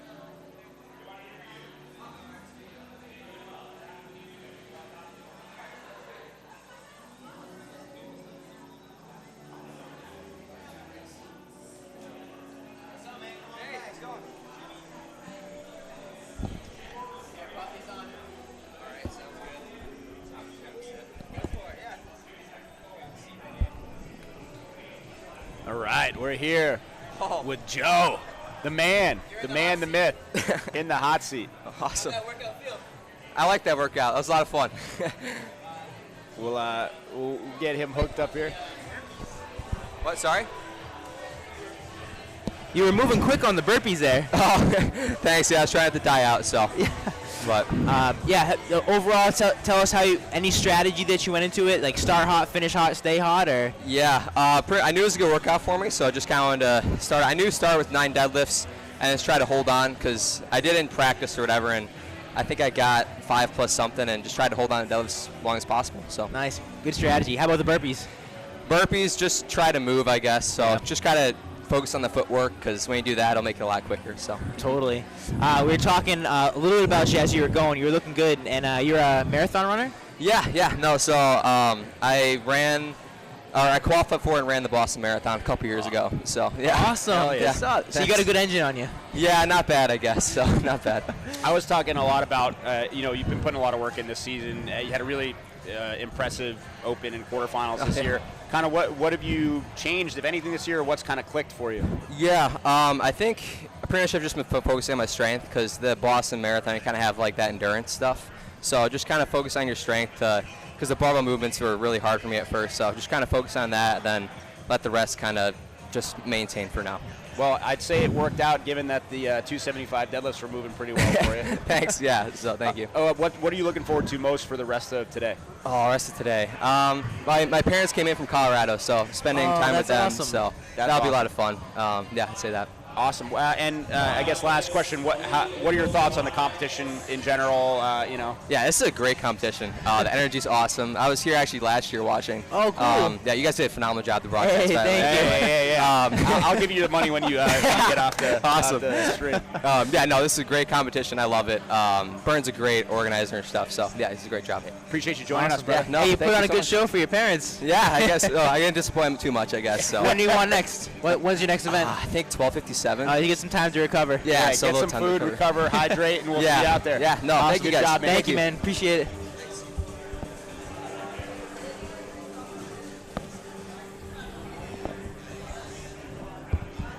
Cool. Parents coming in from Colorado. Very cool. Very cool. He's had a great year, man. Yeah. Good kid.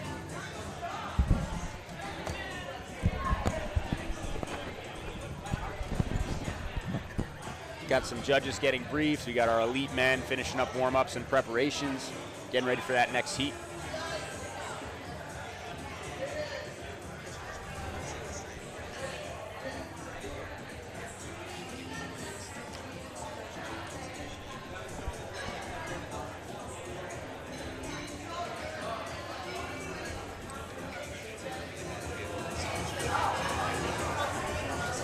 Is your volume okay? I just messed with it a little bit. I was trying to mess with mine and I hit you.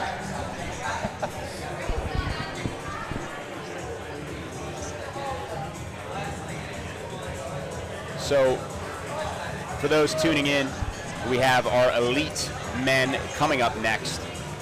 Again, this next lane 4, Steve Ledigar, lane 5, Logan June, lane 6, Max Aliev, and in lane 7, Zach Alexander.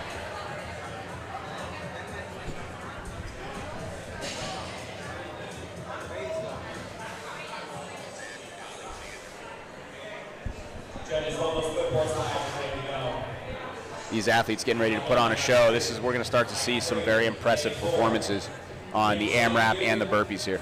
All right, folks, we have 10 seconds. 10 seconds. Here we go. Men getting ready to take the floor. Stand by.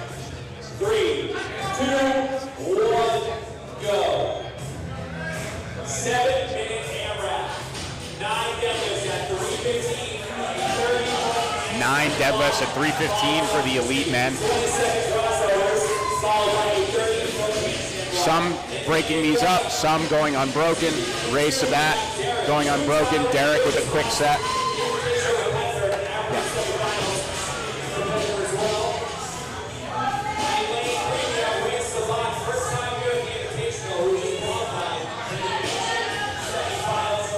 These guys looking all very smooth with the crossovers. Now the other difference you'll see is that the elite men are going to be handstand walking instead of wall climbing.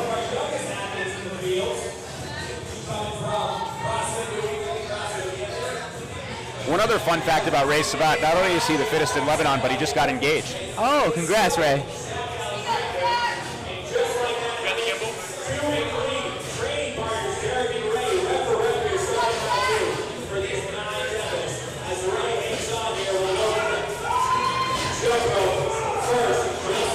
Again, Zach Alexander, who's in this heat, was almost top 500 in the North America East in quarterfinals, rather.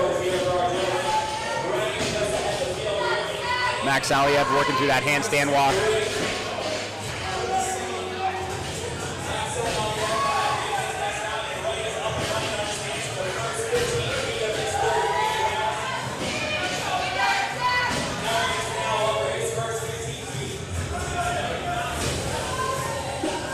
So Max Aliev is from Kazakhstan, or competed out of Kazakhstan. Ended up top 500 in Asia in the quarterfinals.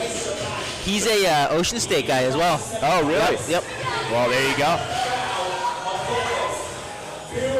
That's like a fitness factory, man. Not to be confused with Fit Factory. Right. We also have Logan June here, who is a first-time Invitational competitor.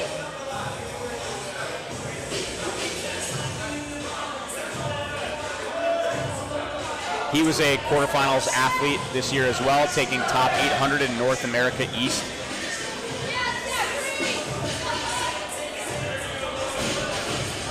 Steve Ledigar in lane 4, a multi-time competitor. He competed last year. He's doing something interesting. He's doing a hero workout a day for, I think, a year. Oh, okay. And he's on day 25, or at least I was last time I checked his Instagram. I'm not sure if any of this competition counts as a hero workout for him.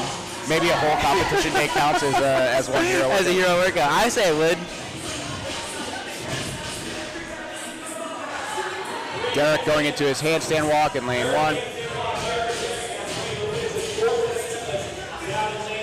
So again, the elite division is going to be handstand walking instead of doing wall climbs.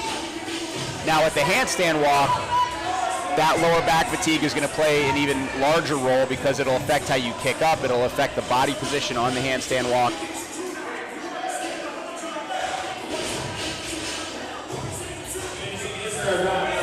Logan in lane 5 getting back to his crossover singles. Ray Sabat looking very smooth in lane 3.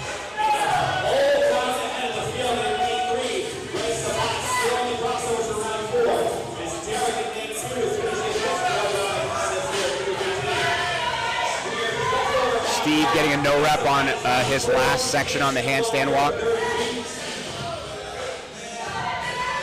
These judges doing a great job of holding the standard today. That deadlift's starting to get heavy for these gentlemen. You can see people breaking up these sets.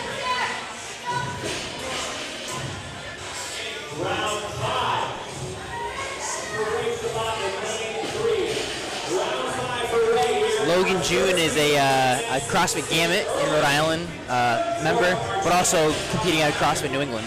Nice. He's competed at Elite Team Throwdown and has gotten 3rd place and 11th place, and most recently got 19th in the age group semifinals. Wow, very impressive. Yeah. Ray Sabat already working through round 5, which we talked about being an incredible score in earlier heats. So, in case you're wondering, there is a lot of time left on the clock.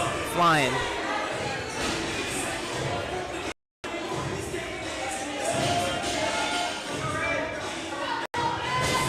Ray working through these deadlifts. 2 minutes to go for these athletes. Derek tightening up the belt in lane 2, getting ready to hit his deadlifts.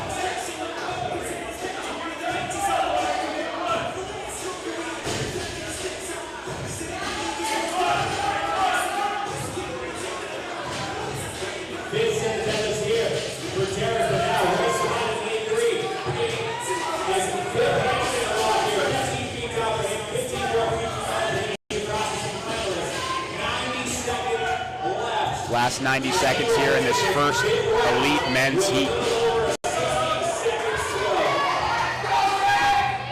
Derek working through some deadlifts there. Hanging on, fighting through those reps. Ray about to start his next round on the deadlift.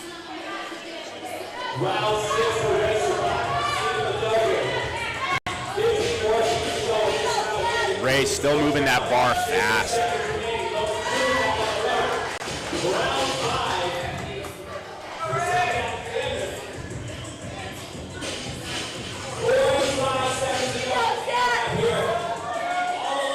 Short time, last 40 seconds, last 40 seconds.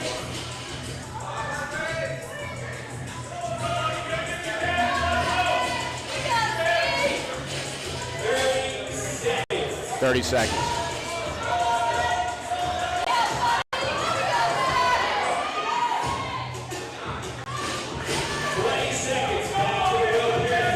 As you mentioned earlier with the humidity, it's nice to see that it's under control this year because the handstand walks last year got a little dicey. They did. There were a couple people slipping last year, and it's a little scary for sure.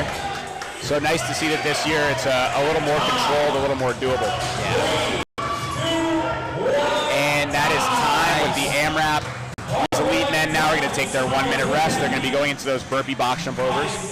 Again, for those watching, the first box is going to be their first 30 reps. When they move to the second box, that's going to be their last 10 reps.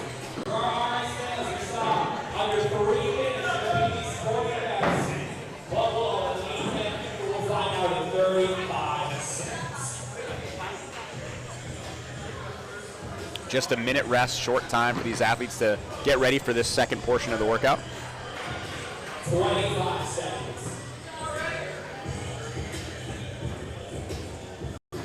20. They'll hit their first 30 reps on that first box, and they'll move to the second box for their last 10 reps. 90 boxes, 10 seconds. Stand by. These athletes getting ready to go here. And they are off. 40 burpee box jump overs. We still have as low as 2.5 minutes for our rest, gentlemen. Season the dose until 1 rep out of the field currently. Early on to this, about 15 seconds in.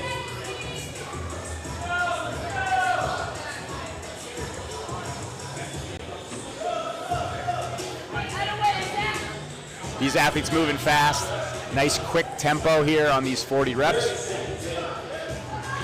Again, you're seeing a lot of people with that steady cadence. Even though the cadence is faster, they're still doing something consistent on every rep to keep a similar time and tempo. Derek landing really tall on the box with his legs kind of bent over a little bit, so try to maybe save his legs a little on those box jump overs. Yeah, an interesting technique there. I haven't seen that a lot, but I'm sure it's probably feeling a little better for him to do it that way. Ray's got a really nice transition jump right into that step coming off the box. Yeah, he's landing in a similar spot on the box every time, stepping right down, getting into position. Now this must be something as a competitor you practice efficiency pretty often, huh? Absolutely. I feel like we do so many burpee variations in CrossFit and in competition that you need to figure out how you can move through these reps most effectively. Burpees are hard no matter what you do. You have to find a technique that allows you to kind of keep moving without spiking your heart rate too much. And so you're seeing a lot of these kind of stepping into the burpee and then popping down, stepping out. So if you look at Zach Alexander here in wave 7, he's got a nice step up, follows with the other foot, jumps, and then steps to the other side. So he's using a step out of the burpee to keep his heart rate under control.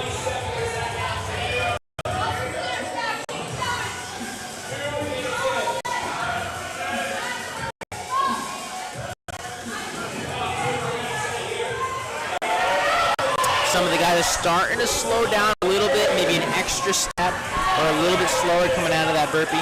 Absolutely. Zach Alexander's on his second box here. Same with Ray.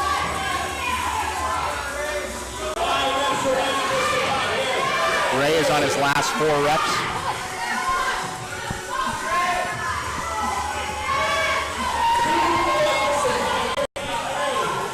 Zach Alexander's got 2 reps left. Ray's on his last rep. Derek is on his last couple reps. Oh, we got Ray.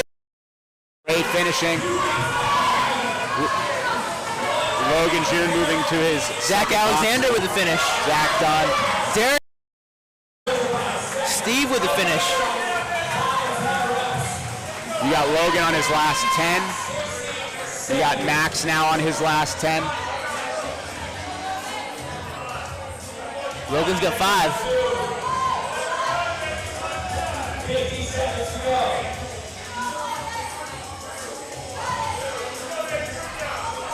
Logan on his last 2. He's Last got 1 rep to go.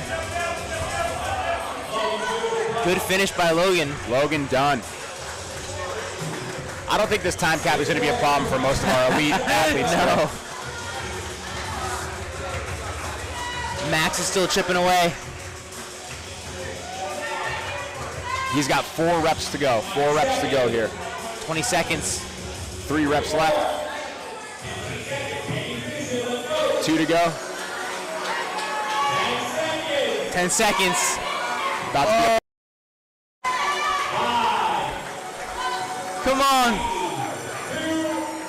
Nice. Yeah, right nice. at the end. Max right at the last finishing. second. Buzzer beater. Whole heat finishes our 40 reps here. Solid performance across the board. Really nice finish from Ray. Not far behind him was Zach. Not far behind him, Derek. Ray finishing 6+ rounds on that workout. That's pretty wild.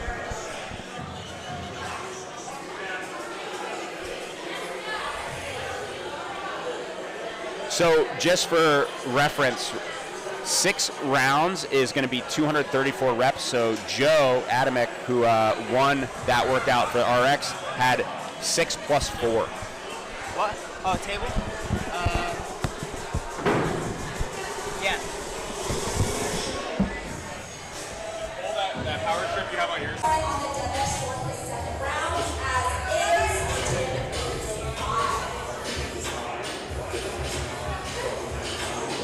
Tim in lane 5 and Steve in lane 6, both making easy work of that deadlift.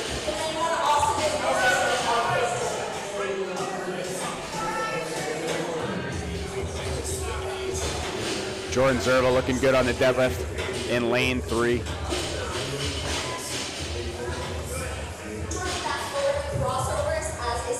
William taking it 1 section at a time on his handstand walk in lane 4, which is smart.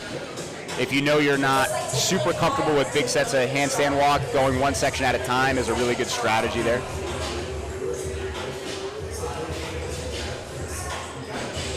Tim making quick work of that handstand walk in lane 5. Getting back to that deadlift. Jordan looking very comfortable with the handstand walk there, moving right through.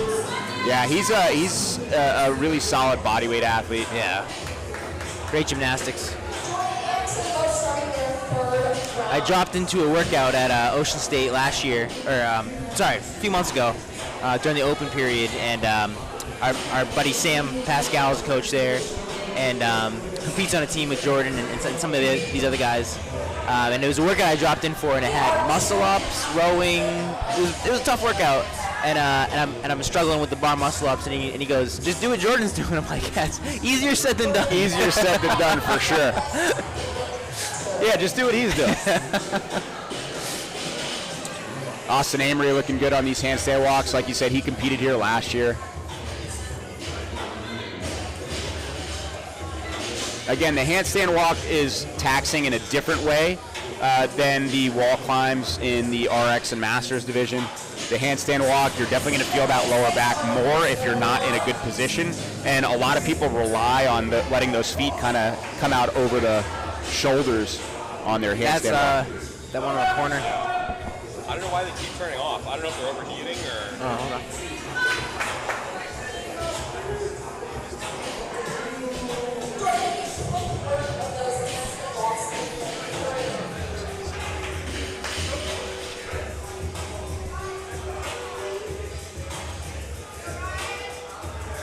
These men are about halfway through this AMRAP.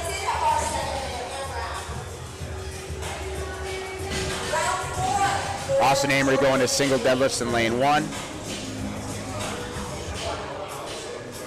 He's over at CrossFit Selfie. He competed at the IBI last year. Yep. Got William in lane 4, hanging on for a few reps here.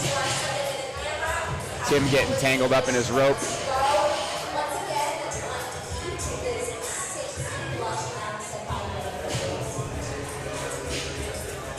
Those handstand walks getting a little bit harder as that lower back fatigue sets in.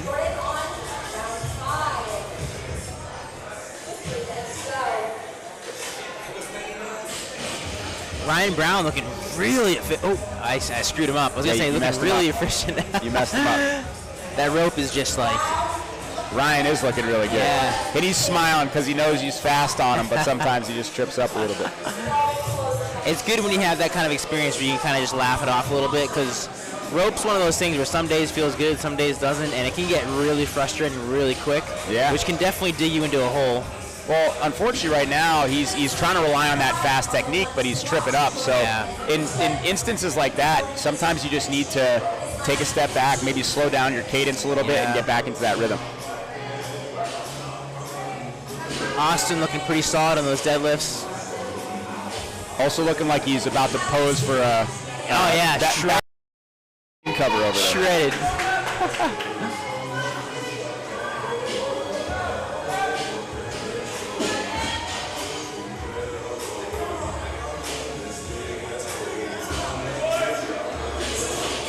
I had a neighbor back in the day who used to always ask me when I was going to end up on a magazine cover. I didn't have the heart to tell him that I wasn't, but I just kept saying, soon enough, soon enough.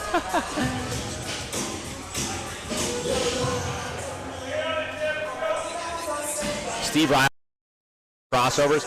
So what I like about Steve is he's got that exaggerated arm movement, but a lot of times that can help athletes learn the tempo and the timing when you're exaggerating the crossover, exaggerating the flick of the wrist, because you really want to make sure you're feeling that rope on each rep on your crossover.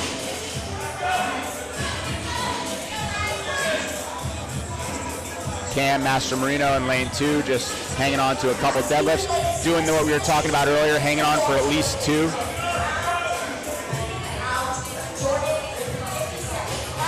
So he's doing doubles on that deadlift right now. Jordan looking good on those crossovers. Right now we're looking at Ryan Brown handstand walking in lane 7. He's about to get back on that deadlift.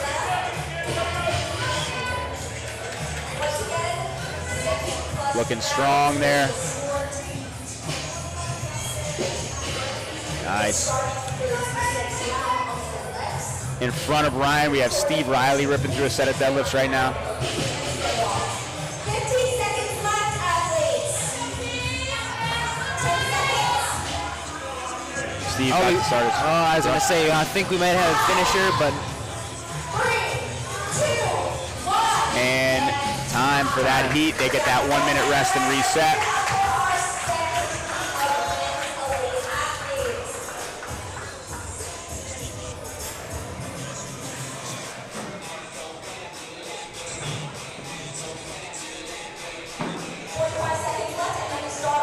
Interesting with this crowd, this second heat, it looks like a lot of the athletes are kind of bent over, sitting down, catching their breath.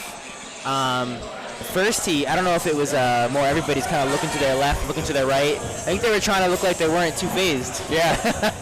Trying to play that mental game, you know? Like, I'm not. But here, kind of accepted it, like, hey, it's hot out, we're pushing. Yeah. I'm out of breath. That minute rest is going to go by fast. They collectively agreed that it's okay to look tired for this heat. Last heat, it was all business. This heat. Yeah. 3, 2, 1. And these athletes are off. Again, they're going to hit their first 30 reps on this first box. When they're on their last 10, you'll see them move to the second box next to them.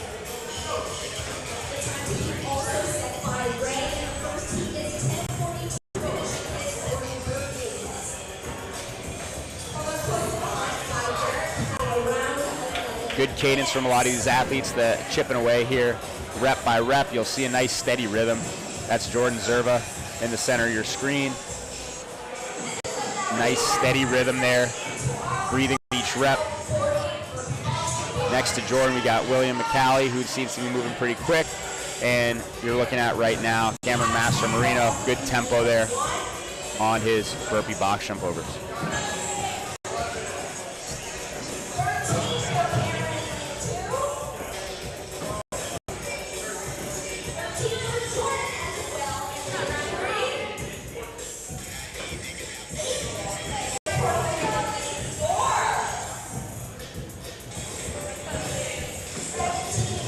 These athletes pushing here.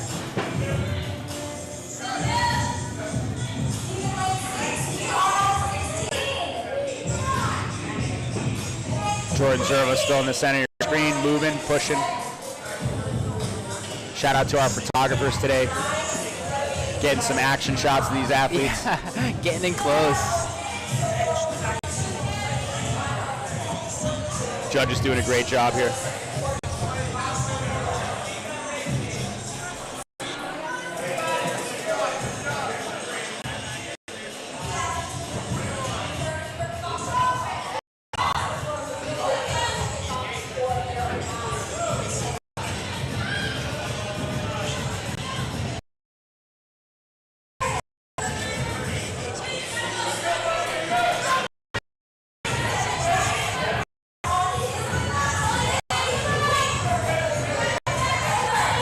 Some of these box here on his last reps. Oh, he's picking up the pace. Some of these Rajo on his last few.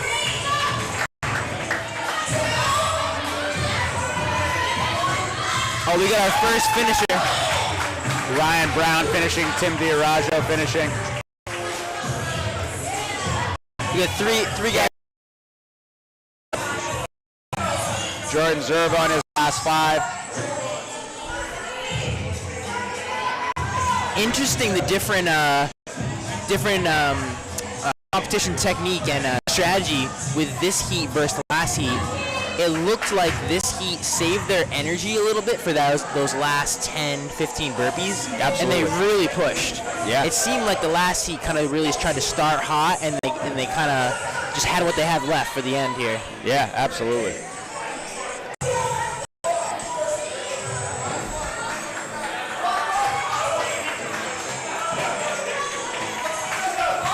And nice. Steve Riley done. Riley, good work all around. All athletes done comfortably under the time cap in our second elite men's heat. And we got one more elite heat to go for the men. Yeah, final heat of elite men coming up, and then we'll be watching our elite women. We got some household names in there, some people you recognize. I also, just to get ahead of it, got to shout out Sydney Pollock in lane 6 in our final heat. She was the crowd favorite last year. She was on the stream, so maybe they'll be back. I'm sure they'll be back. Yeah. She was sitting down right next to us.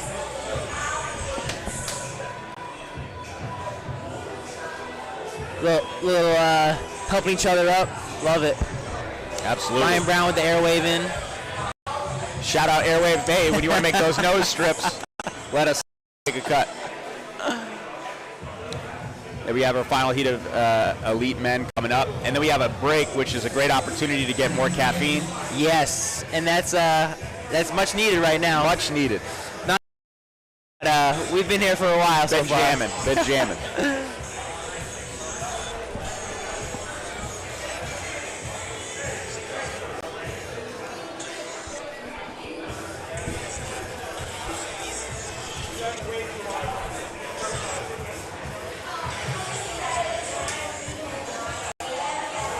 Athletes transitioning to the floor shortly here.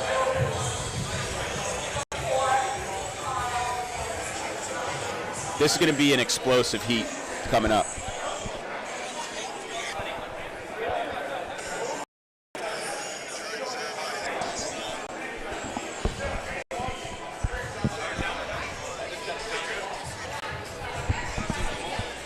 It does sound a little different on here versus here, but not by much. Not by much. No. So what I've been doing is fills up. I just click off, and it'll just freeze on YouTube. The cache goes back down, and I turn it back on.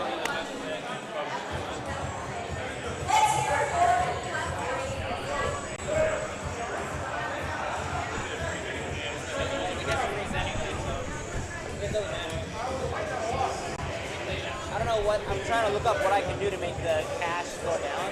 Do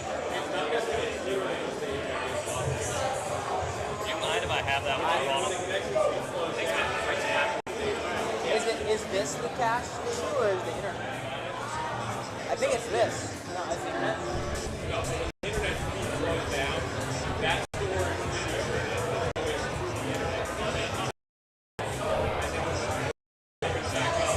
it dumps out the cache. The cache is trapped Oh, okay. So when the pipeline closes down, it starts to flatten back up.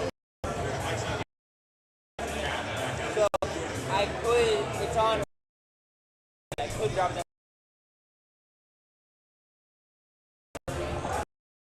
It's not that.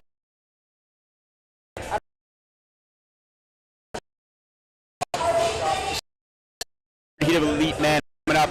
Lane 1, we have Isaac Joshua Beaker, who is a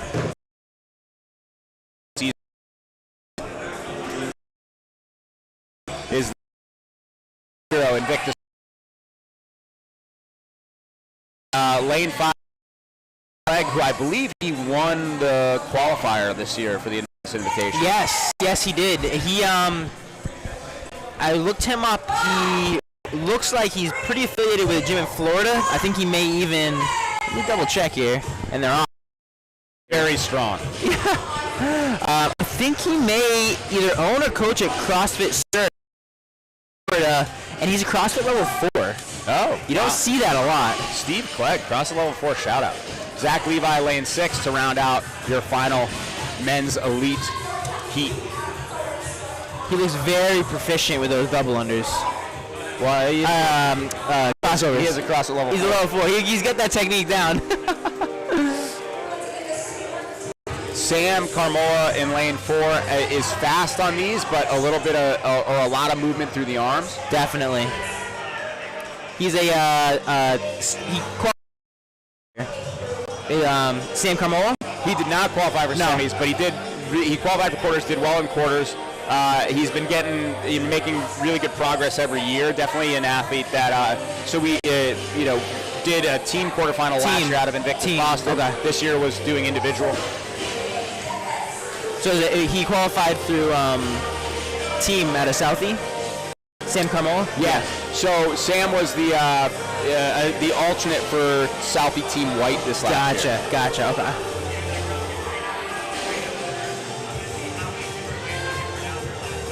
I'm gonna forget his first. How to say his first name? Karch, yeah. Karch had a real quarterfinals this year.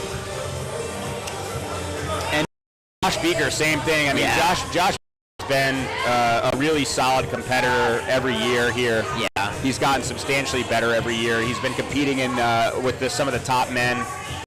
Took 101st in North America East in quarterfinals this year, so on the bubble for qualifying for semis. He's getting close. That's awesome. Both those guys repeat at the IBI. Absolutely. Karch and Joshua Beaker. And Sam.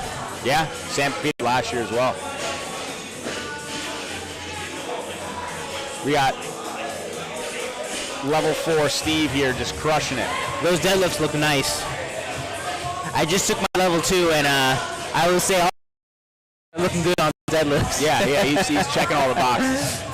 Isaac Gear, another quarterfinals athlete, 271st in North America East.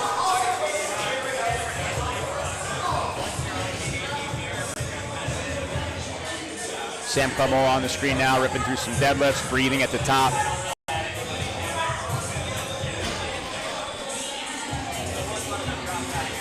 One of the things that Josh Beaker's doing on his handstand walk is he's kind of kicking the legs a little bit as he walks, so helping him with some momentum there. Again, you want to make sure that some of these athletes, it's okay if those legs are hanging forward a little bit, but you want to make sure that they're not over-arching the back on that handstand walk, or these deadlifts are going to start to get really hard. Totally.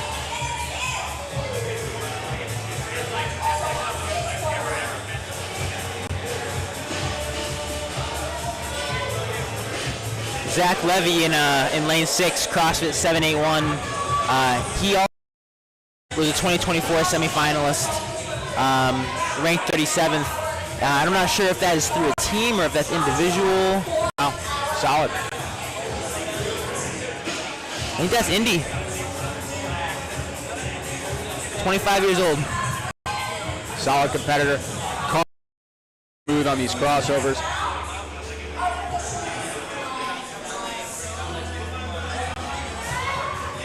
Isaac in lane 1 making short work of those deadlifts.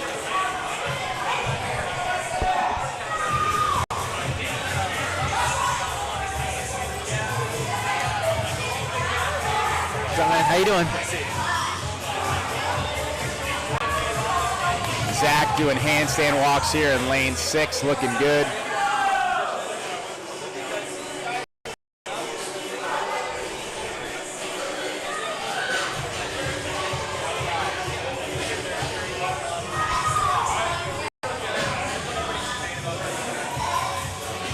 Karch hanging on to that deadlift. Josh Beaker looking very relaxed on these crossovers.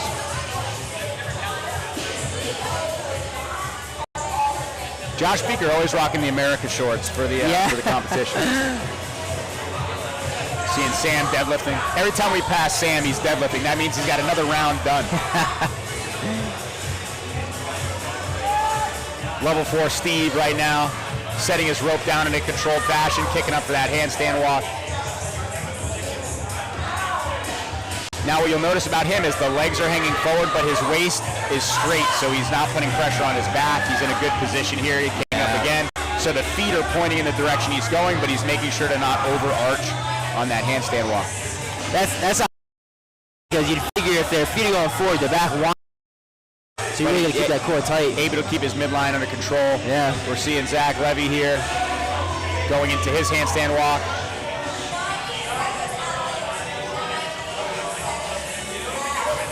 Good body position there. A little bit of arch, but doing a good job of keeping things tight.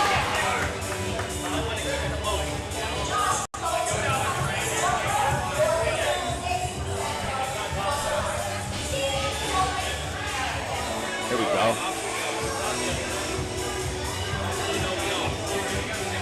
Athletes getting back on the deadlifts here. Short time.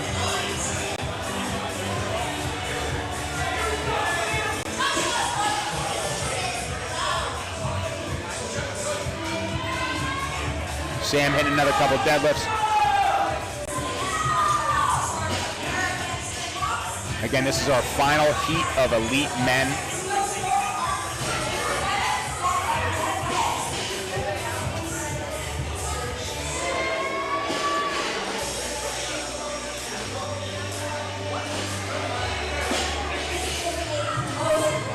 Steve getting back on the deadlift as well.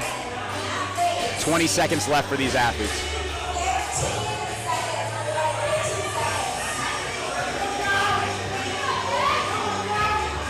Sam back on his crossovers.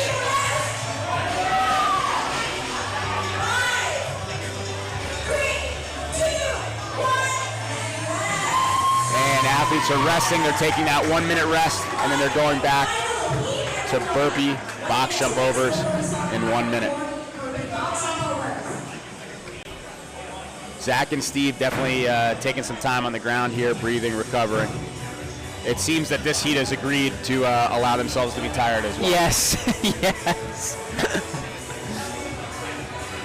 Hey, study coming up a few years ago, what's the best recovery position? It's not hands on your head like your high school coach used to say. It's on your knees. Hands on your knees, that bend over position is going to get you more recovered. Many athletes are taking advantage of that position, taking advantage of that research. I see Steve some water from what might be his wife. Got the assist there with the water. Probably something he's a eat. And these athletes are off. A slow start from Steve there. A bit of a misstep and then taking his time. Zach Levy did such an explosive burpee that he pulled the tape up in his lane. Good job on the jet. Yeah, great work from the judge, just making sure that lane is safe. So I love it. I love the anti-warm-up club. Love it. I think we're all club to a point. Yeah, we are. The match play a part of that club. Yeah. Josh Beaker has a really good pace on these burpees right now. Karch has a good pace on these burpees. Steve looking like he burned it down on that AMRAP.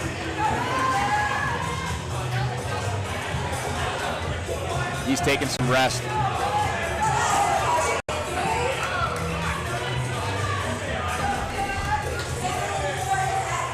Josh Beaker maintaining a really fast rhythm here.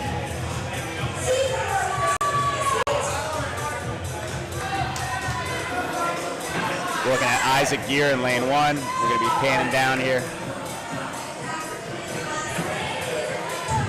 Really good tempo from Isaac. Josh Beaker moving in lane 2.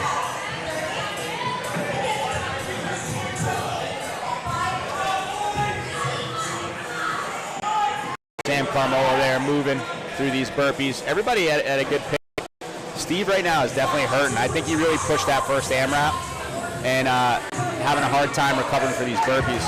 Got Zach Levy here in lane 6 moving and grooving. Josh Beaker picking up speed, burning it down, getting close to finishing, it looks like. Great mover on that box. Yeah, doing a great job. And doesn't seem like he's showing any signs of fatigue. Last 5 reps, checking in with his judge to see where he's at, looking at the clock, very aware of his time. Last couple reps. Burpees are looking effortless for him right now. And he is done. Wow. Great Josh Beaker. Tough to say what that's going to be comparable to the last 2 heats, but competitive. Very fast. Zach Levy's on his last couple reps as well. Zach Levy looking good. Steve Clay, you can tell burpees are not his favorite movement. Yeah. But he did very fast, very lot of rounds in that first piece. Yeah. Steve, I'm with you, brother. I don't like burpees either, so that makes 2 of us. I've definitely done the shout out to the crowd for water move. Yes. Karch and Sam working through their last box.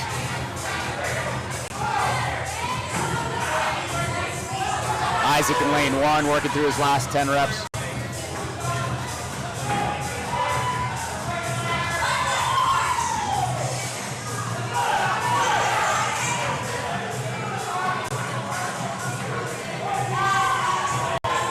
We had another motion from the judge to the wife of Steve Craig, potentially for more water.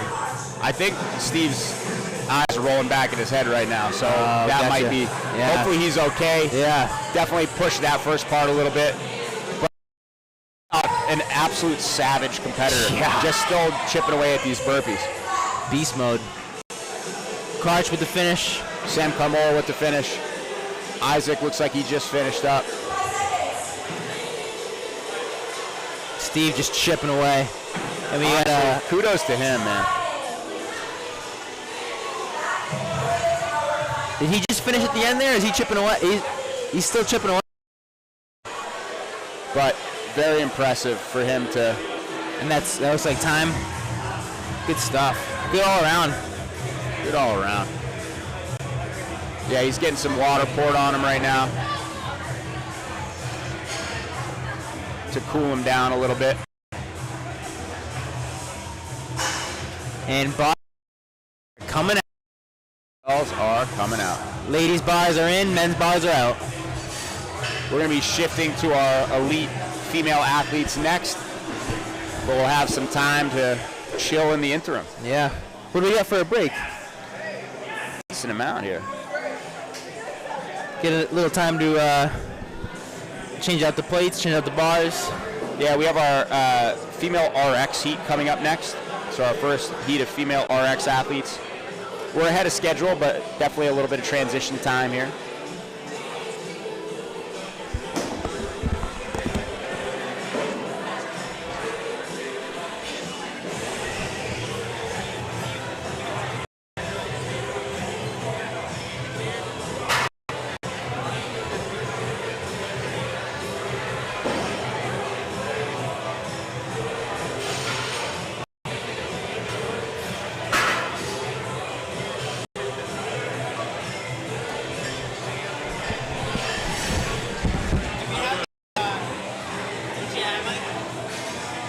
pounders? Yeah. I get mine.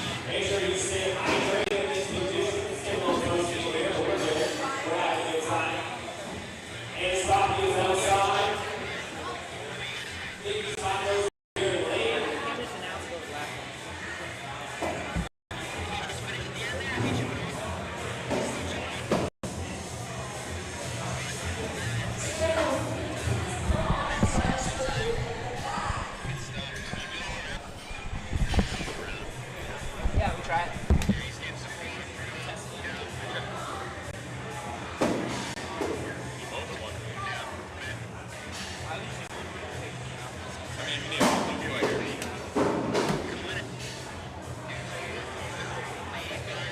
Brought the cooler into it.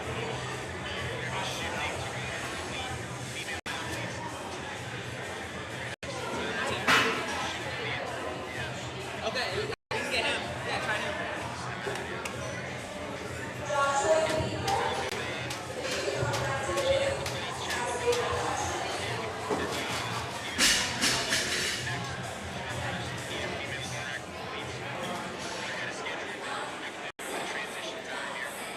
They might be in the bathroom too.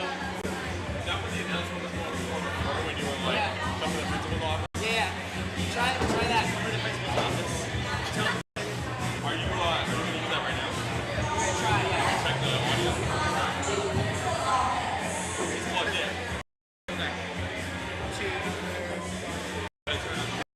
Yeah, input it now. Say something. Thank you guys for doing this.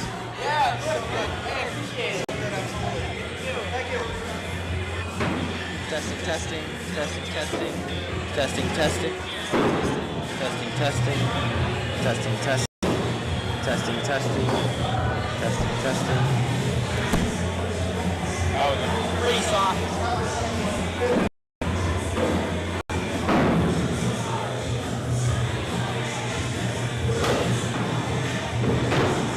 Testing, testing, testing, testing, testing. Alright, try it now. Testing, testing, testing, testing. That should be good. I think I have my little mic here.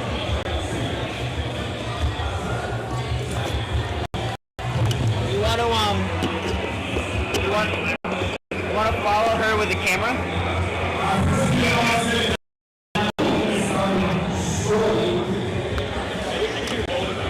Yeah. Oh.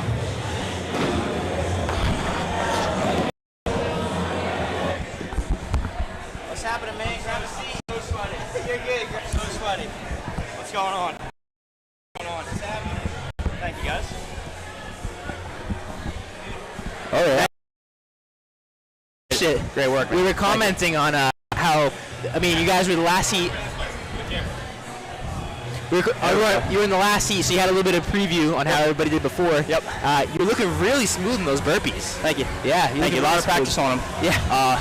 When quarterfinals hit and I did really poor on that wall ball burpee box jump step down workout, started just incorporating that in my training. When I saw it announced for this, I'm like, all right, we'll just keep doing that. And it paid off. But they hurt a lot worse than they did in training. Yeah. Like 2 weeks ago, I didn't push the first part as much. So I did that first burpee, I'm like, oh no, we're already in the pain cave. So yeah, it's just survive and go. It's that kind of workout for sure. Yep. So once you finished the first part, you saved a little bit in the tank. When you came across the burpees, you basically walked across the finish line when a lot of people in the past few rounds dove across. Yep. So you looked like you had pretty much everything under control. Yep. Previous heat, it was like a 127, 128, and I knew my burpees were like 3, 3.25 seconds. So I knew with 10 left, I was like, all right, I got a little more than 30 seconds time. Yeah. Push the first few, because my legs are starting to give out. Don't miss that last box jump over, step down. So I just want to be very conscious of that and execute in the last 10. So, really good season this last season for you. I feel like training's been going well. What are some takeaways for you over this last year? What are you really happy with, and what are you working on going into this year? Biggest thing is just staying healthy. Yeah. Last year I couldn't compete because of a lower back injury I sustained in the winter. So this year's training is all about listening to my body and correcting a lot of those weaknesses. Yeah. My posterior chain and my core is a lot weaker. So every day for the past 3 months I've been doing 75 ab wheel rollouts, a lot of core L-sits. Nice. And it's transitioned really, really well to my weightlifting and overall just staying healthy. That's awesome. Same thing with my shoulder.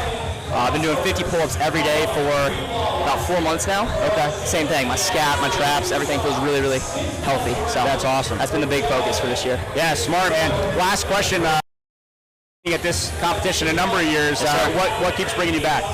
The community, the way the events are run. Honestly, Burn is the man. Always hyping up the athletes, giving you something extra than what you'd see at a typical local competition. From the shoes, the giveaway, the sponsors, again, the whole environment and the way that, again, the CrossFit community comes together for me, that's what it's all about. Of course, I want to train and compete, but bringing everyone together and celebrating fitness is a huge component that's really, really important to me. I wanted to know if you had any strategy going into the second event. You did so well the first one. It was great to see you rapidly putting. So in that first part, 9 out of 10 effort. I had a couple guys that I knew were ahead of me in the beginning, so I had to push the envelope just a little bit more on those deadlifts than I would have liked. I would have liked to break them up a little more at the end to save myself and kind of recover into those burpees. And then once it was at the burpees, I was like, all right, find a cadence, recover on the first 5 to 6, that middle 20 or 25 to finish out the first 30. Find a pace you can sustain, and then once you get to the last 10, just go. Doesn't matter. Don't trip, and just move. So that was the flow for me. It's a little dance, paying attention to people that are around you and then also focusing on yourself. How do you balance that? It's just kind of a feel thing. I've been competing now for multiple years. Yeah. I had a great experience at the Fittest Experience in Texas, and I just try to pick up and take pieces for each comp where I'm looking left to right, but I'm not letting that affect my performance. It just gives me a gauge on how hard I need to push. Because at the end, if those burpees, if I didn't know the time to beat, I knew I was within 2 to 3 seconds, so I could take the gas off just a little bit there. Which makes all the difference. Yep, absolutely. Awesome. Thank you, brother. Thank you, guys. Good luck the rest of the day. Okay. Thanks so much. Appreciate it.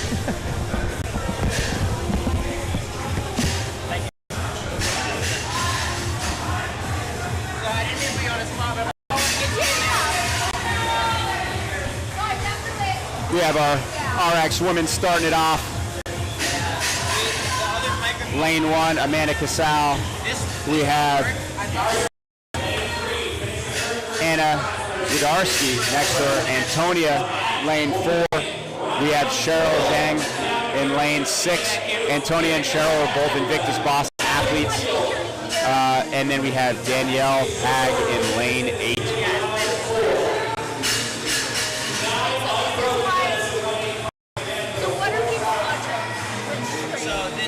And this, same thing, yeah. So then no one sees us. I think it was just on us, no? Was it on?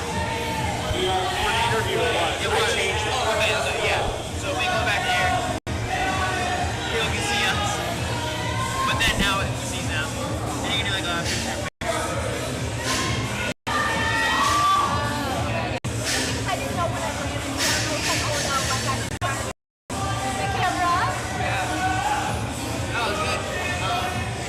trying to grab like the heat winners, keep grabbing them, and either do it here or we get this like kind of you can chase them.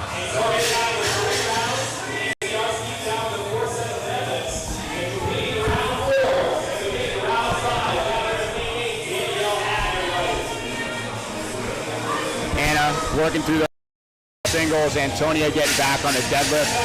Antonia's a strong athlete. This is going to be a lightweight for her on this deadlift.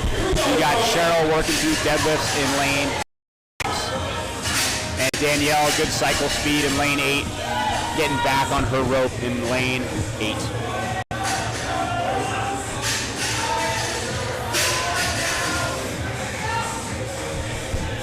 Do you want to hold on the mic for a little bit? Well, we just like chat over the comp. Fuck you. Yeah.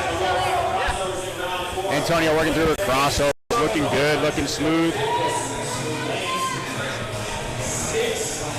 Yeah, we got somebody else in the hot seat now. Zoe. Oh, I've been loving it. This is actually my first time at the Invictus Boston Invitational. Really? Yes. Okay. Every year I've been sick, so. Oh, that's tough. You better not be sick this year, so extra. No, I've been loving this. I'm honestly surprised how many people come from out of state. Yeah. We have people from all.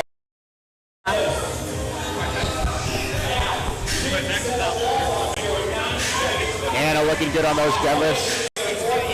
Taking a second at the top, breathing, blocking it out. Antonio working through wall climbs. Cheryl strapping up that belt, about to get back on the deadlift here. Danielle in lane 8, flying through these deadlifts.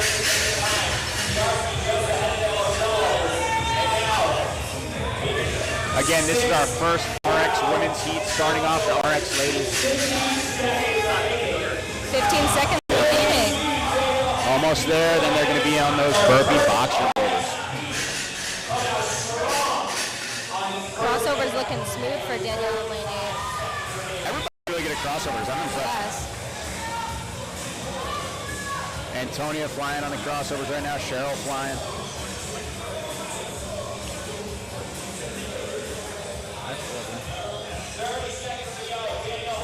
We got a sign in the crowd. Oh, what's this say? Go somebody. I think it says go.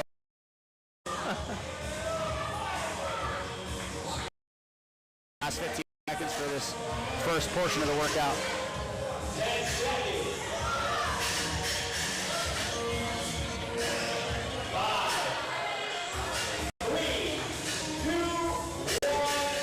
And ladies are going to be resting here for 1 minute before they go into their 40 burpee box jump overs. Every rep counts here. I love the way that they pick up the deadlift bar when they have 5 seconds left. Absolutely. We've seen some incredible scores. Gotta check out this, see if the leaderboard here has been updated. So far, elite men, Joshua Beaker, top, won both parts of that last workout. Tim DeArajo in second, Ryan Brown in third, and Ray Sabat fourth, Zach Levy rounding out our top 5.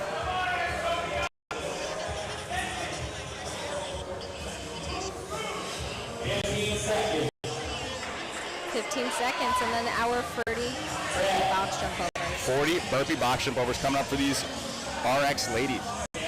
First 30 are going to be on the first box, and the final 10 are going to be on the second box. What other tips and tricks do you know from being on the floor out there announcing? Ooh. I don't know if it's a tip or a trick, but I definitely think it's interesting to see the divide between people who win the first part and people who win the second part. Yeah. It seems that those who are prioritizing the AMRAP are at least ranking a little higher on the leaderboard for some of the heat so far, so trying to push that AMRAP. Cardio is definitely a big player. I know, we're kind of comfortable. Sorry. Cardio is definitely a big player here. Something I did notice with Derek was he wasn't bending his legs when he jumped up to the box. He great. I don't know if that was a little. We mentioned that too. I have no idea. I've never seen that strategy before. Yeah.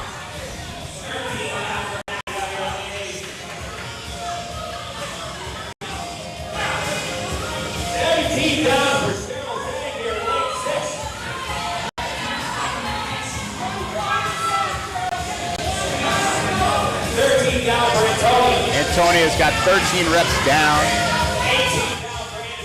Anna is flying. She's almost done her first 20. halfway through.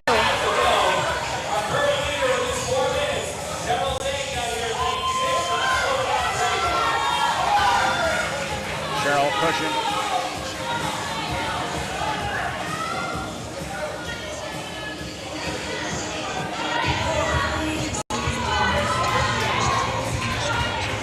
Now these athletes, again, move to that second box. They're on their last 10 reps.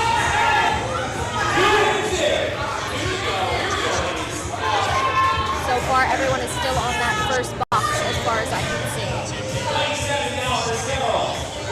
Cheryl completing her last 3 boxes, moves over to that second box. No, it's really soft. How about now? Testing. I can hear better, yeah.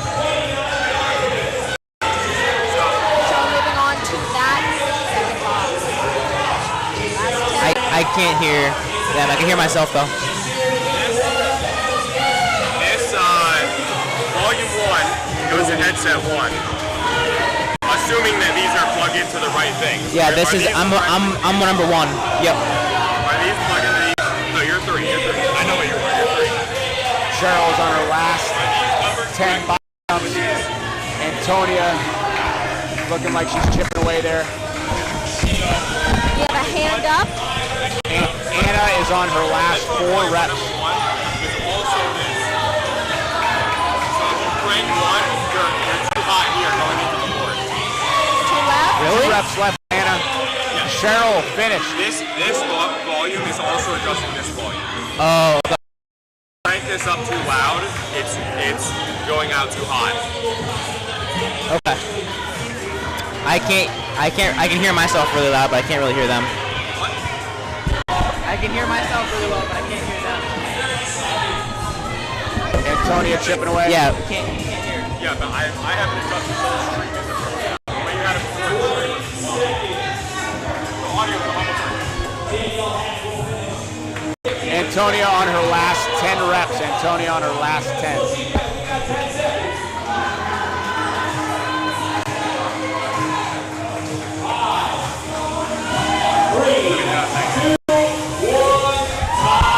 And time cap reached.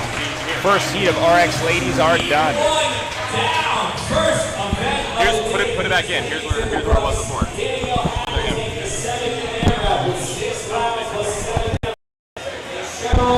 Testing.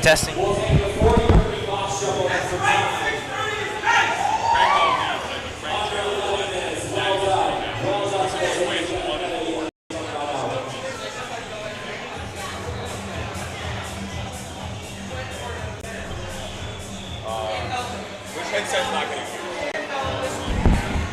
Alright, so pull that wire back. Is that this one?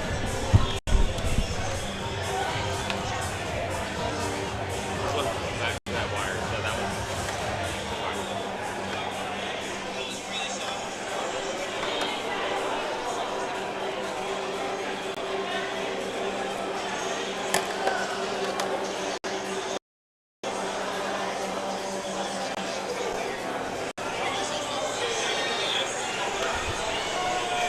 Okay, that solves part of the problem.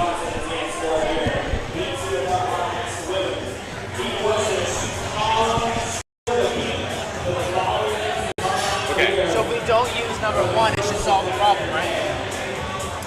Just use the other 3. Well, these levels still need to be where they are for the stream. But this way you can crank the volume on all 3 headsets, and that's what's going to control that. So all the headsets are now maxed volume. Is that how we did it last year? With the mic out? Yeah. Well, we do mine. That's how you get the audio from this to the But it only hears what mic 1 hears? Yeah. Testing. Can you hear me better now? Yeah, I can hear you a lot better. Oh yeah. All right. Sounds good. We're in Can you hear me business. better? Yeah. Okay. We're now in business. Okay. And I'm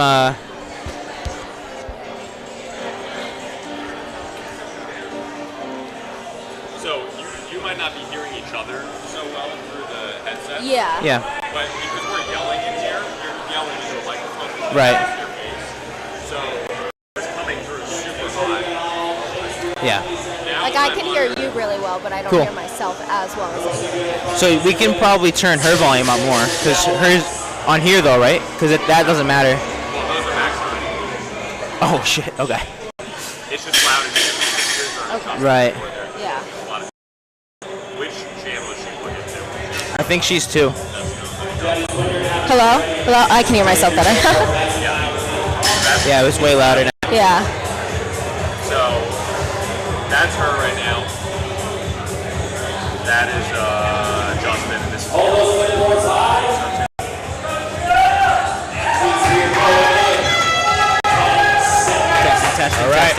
Testing. We're back. Second heat.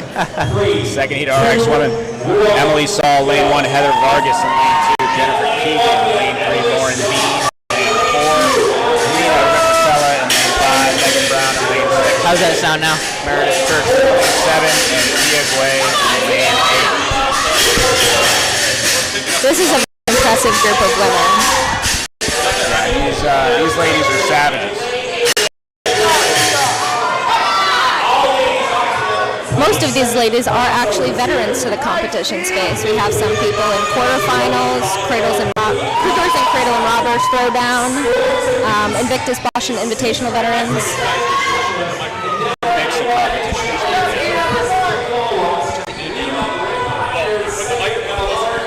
Right.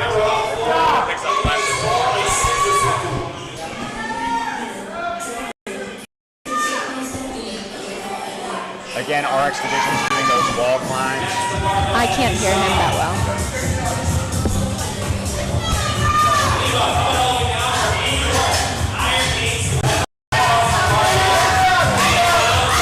We have Tia working through the wall climbs. We have Meredith on the deadlift, Megan Brown working through the deadlift, and Lena Rippertella in the neon green deadlift.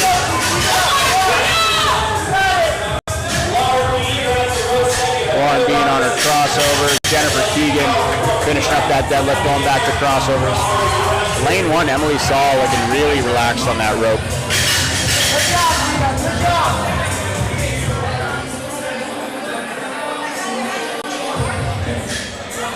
Back to the wall in the pink. That's Lauren Bean. Lena Rippertella joining her on the wall. Jennifer Keegan working through her wall climbs here, as well as Heather and Emily in lanes 2 and 1. Lauren first off the wall, back onto deadlifts. Really good speed on those deadlifts.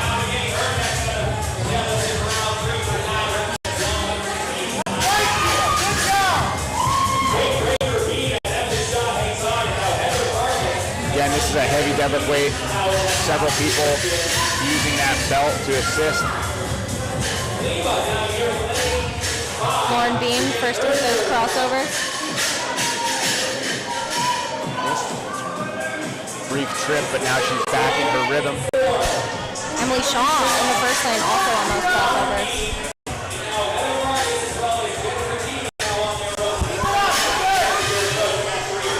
A little bit of a slower cadence for Jennifer Keegan on that rope, but that's allowing her to keep her rhythm. I'm interested to see the women who are maybe in the back of the pack how to do on the burpees, if that has maybe been progress too. Yeah, very good point.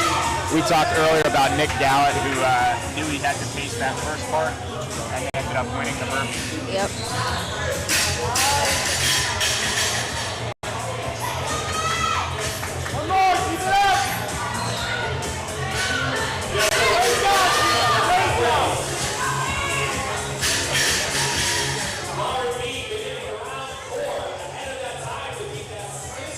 Some of these ladies on round 4. Lauren Bean looks like she's about to almost lap some people.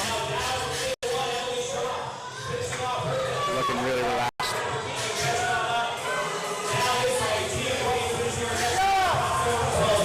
Tia going back to the wall here for wall climb. Tia actually marathon, her first marathon ever, finished in 4:07. Wow, that is quite impressive. Yes.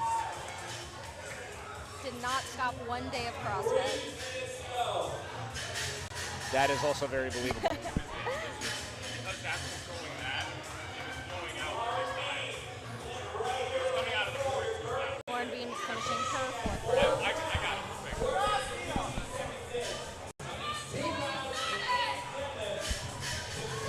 Hello, fellow broadcasters. We have identified the technical issue. Love it.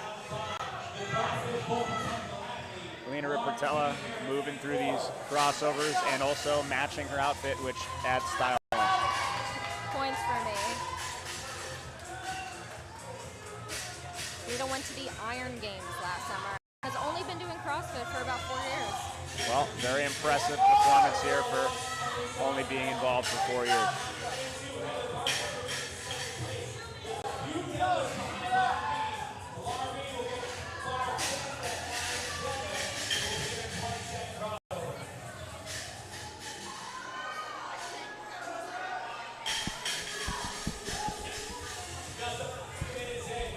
Lauren Bean shaking out the shoulders, arms getting a little tired from these crossovers. Still in the lead. Settled into a rhythm now. Looks like Heather Vargas in the second lane, maybe catching up. Heather at Synergy CrossFit.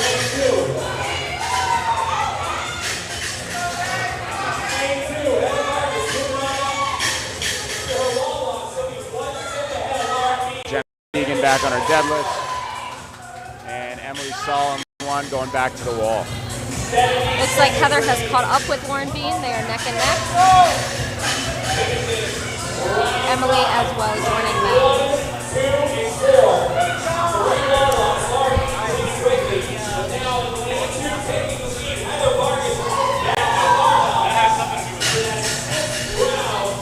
Heather Vargas finished her 5th round. Deadlift's looking smooth.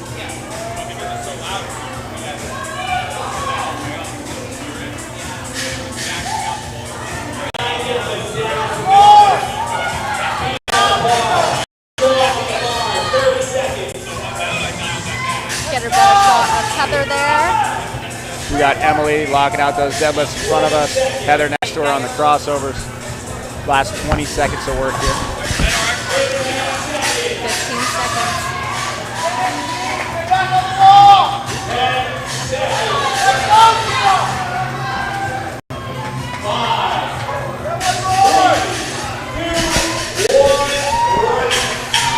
And these ladies, first part of this workout, 1 minute rest to reset, and then they will be back on the burpee box overs. And thank you for bearing with us on the feed. I think we have the audio fixed now, so it should be sounding a little bit better on the back end. And it sounds better to us, too. Sounds better to me. So there you go. Sounds better to me. 30 seconds and then 40 burpee box jump overs. I like that we have the announcing table directly underneath the fan here. This is prime location. Very strategic. Prime location. It is way cooler here than it is on the floor. Oh, we got a message. Tony Textera over under on the number of Burn Prince outfit changes. Oh, we're already at 2. We're at 2? We're at 2? I'm gonna say 3 because I don't think he was wearing a Freedom shirt when he first walked in this morning. No, I'm gonna put my money on 3, Tony. So are we counting it as 3 so far? I would say 4. I would say 4 is the number. just an extra. We never know. Last year, I think he had 4 outfit changes. It is hot in here. It is. Honestly, you know, some great efforts by these athletes. Lane 3, Jennifer Egan's judge is sweating more than any athlete on the floor. More than Jennifer herself. He's a champ. He's work.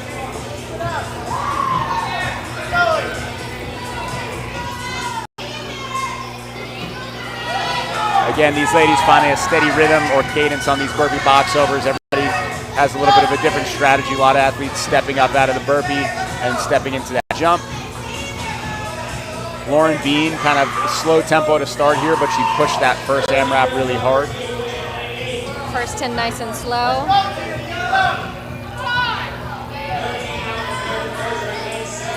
Tia has a good tempo on these burpee box overs here. Being short in stature definitely helps. And being a marathon runner. Yeah. Yeah. That was Joe Adamick's secret earlier. Right. Actuary by day, Boston Marathon finisher by night. Looks like Lauren's picking up some pace here. Jennifer Keegan moving pretty quick. We got Heather Vargas picking up that pace a little bit. Emily, first lane, also looking good. Pace looks similar between lanes 1 and 3 here.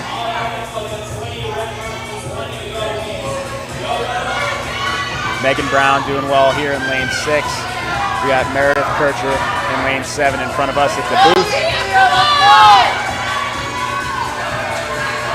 Tia pushing that pace now, staying low. People cheering for Tia. Yeah, Tia's definitely got a fan section next to us here. They're cheering her on. I know you guys probably mentioned it, but she's been a good repeat competitor. Yes. Yeah, she was here last year for sure.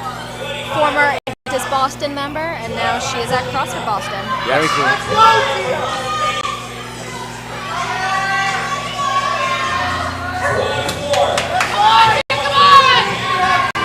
Meredith in front of us. Big push. Tia's crowd is getting Tia is very now fired on up. her final 10. It looks like she is Only female leading athlete the in this pack. heat on her final box right now.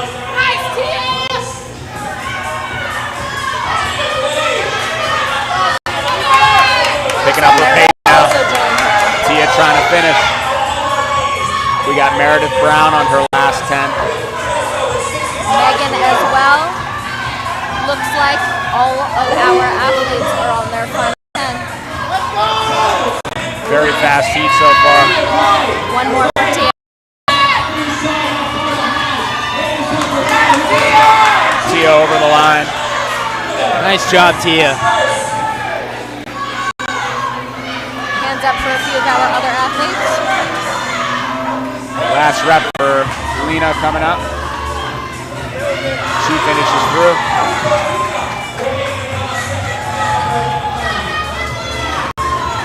Hand up for Heather Vargas. And Megan is done as well. Nice job, Megan. Last 3 reps for Heather. Last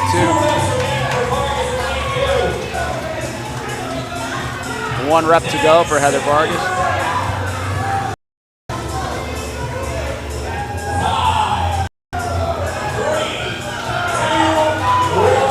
And nice cap reach for these athletes. We have one final heat of female RX coming up.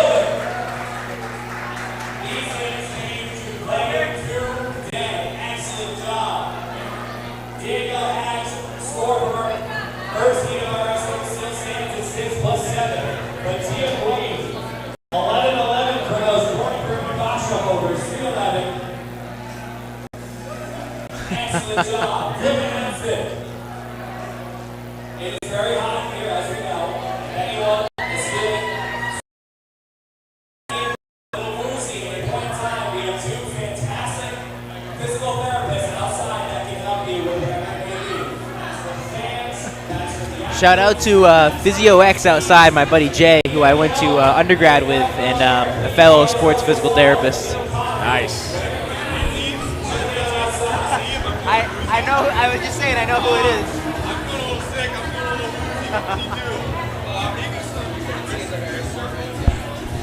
Is the volume? Was it too loud for you guys, or was that all right? No, I think it's good. It's good right now.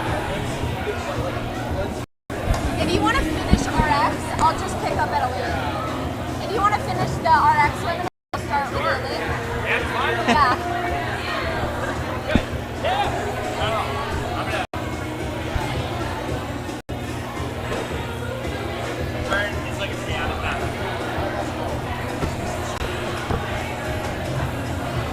We have one more heat left for women's RX. So we got lane 1, Natalie. Is that what we're looking at here?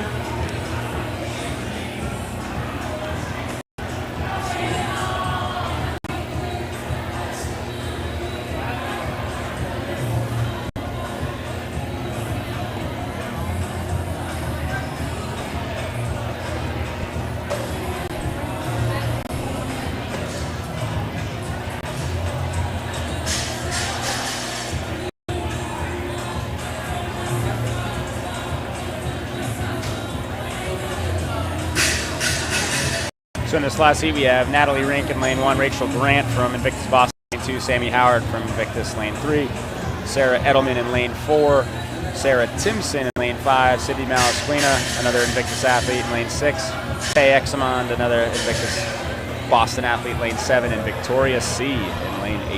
Invictus Boston represent Yeah, for you got this the last heat. Invictus stacked heat. Love to see it. A repeat from last year. She did a really good job. She was a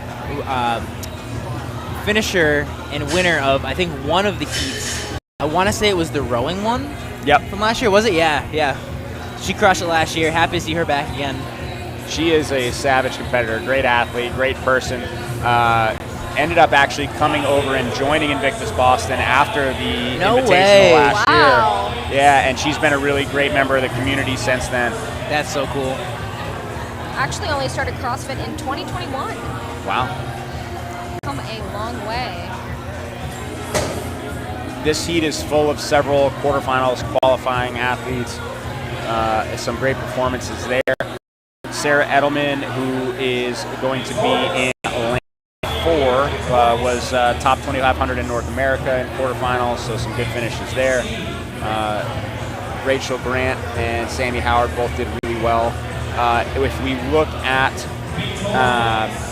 Sarah Timpson here, she is actually a semifinals masters athlete who's competing here in RX today, which is pretty awesome. Sammy Howard actually applied for the Boston Marathon, and she plans on starting training right after this. Right after. Yep, yeah. right. I'll give her 1 day of rest, and then she can start running. CrossFit Victoria Rosado is coming from Florida.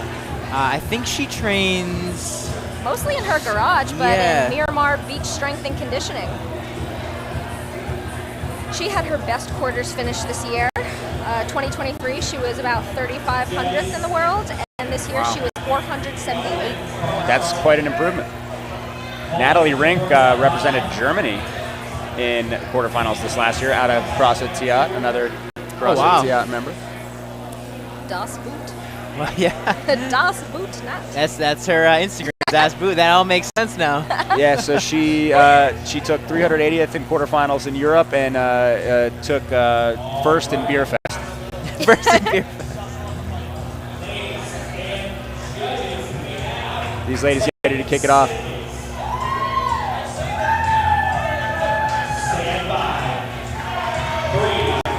Looks like Victoria C is not competing today, so this heat ends with Tay in lane 7. Last heat, best heat. Yeah, so this heat, we are missing Sarah Edelman and Victoria C. They are not competing today.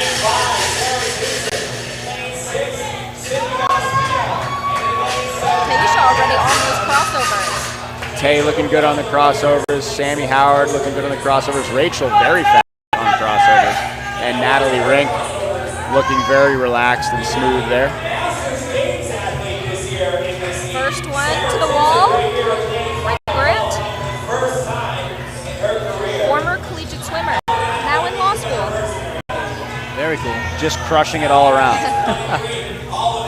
So, as Cam just mentioned to the crowd, Sarah Timpson, who's here in lane 5, is actually a Games qualifying Masters athlete this year,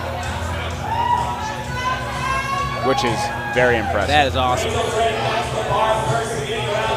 Flying through those wall climbs. Is now on her second round, first to the deadlift bar. Followed closely by Natalie. A lot of these ladies now on that second round, working through these deadlifts. I love to watch that wall walk technique where they literally they control fall almost just flat right onto the ground right there. Yep. So smooth. It's kind of like watching somebody who's really good at rope climbs do a fast descent. Yeah. That's so satisfying. It is quite satisfying to watch. All of these ladies looking really proficient on the crossovers right now. Keeping a good pace with each other. Taisha this time is first to the wall walks. Tay is doing a really good job of just kind of staying just a little bit ahead of the rest of the pack. Not burning herself out too quickly. She looks good on these wall climbs. plus 7 deadlifts. 6 on the 7. Sydney's doing a nice job with the crossover, staying consistent. She's a is she coaching over Invictus? Yeah, she is. Coaches over at our Fenway location. She judged last year, and I know she's also a PT. So shout out fellow PT. The fittest PT leaderboard in the games must be pretty exciting. Yes.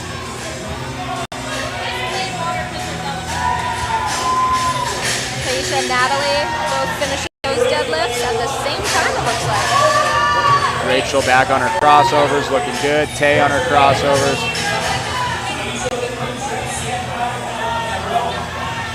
Sarah Timpson making good work on those deadlifts.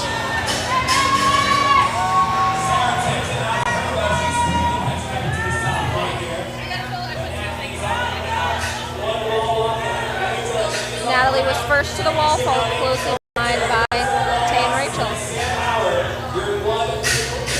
Those three ladies definitely getting out ahead here a little bit. Separating themselves from the rest of the pack. Although closely followed by Sammy Howard.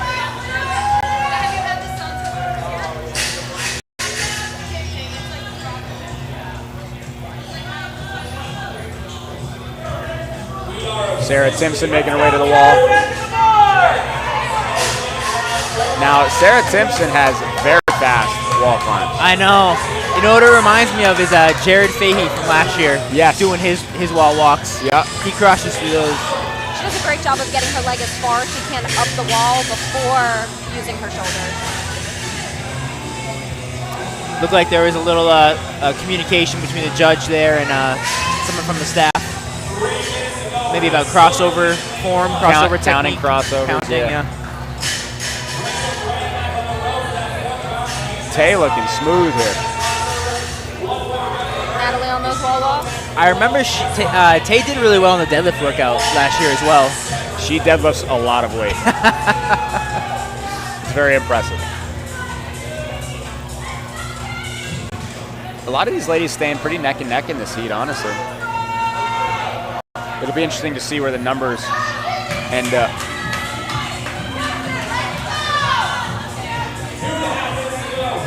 Natalie slipping ahead a little bit here in lane 1.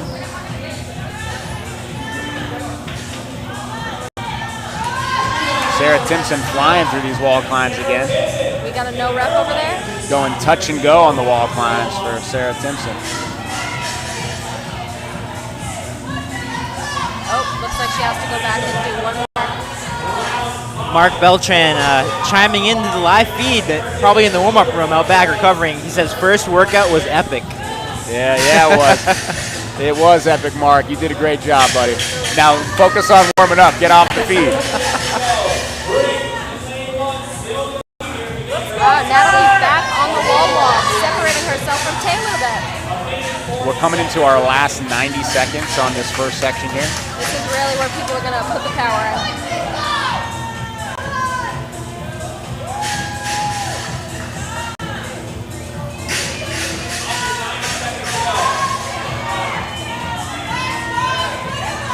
Sarah Timpson on these crossovers right now. Looking smooth. I can see why she's a games qualifying masters athlete.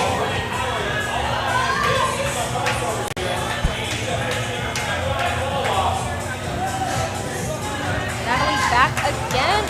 Another round, starting the deadlift. Natalie definitely pushing out ahead a little bit here. She's basically got herself 3 wall climbs ahead of the rest of the competition.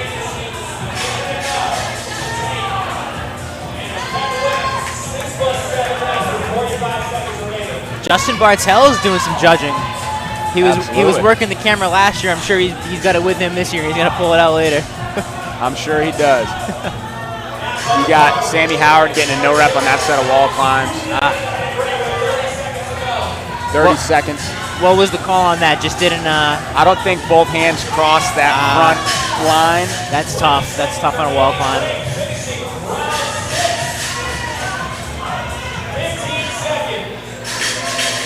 Taisha just crushed those deadlifts. The final crossover. That is what Less she than does. 30 seconds to go. Nice shot of her there. 3, 2, 1, and They are done with this first part, getting ready for those burpee box jump overs. Plus 1 second place finish in this company. In about 50 seconds, these ladies will have 40 burpee box jump overs to be completed. 40 burpee box jump overs coming up next. Running challenge times to beat at 3:11 of the previous heat.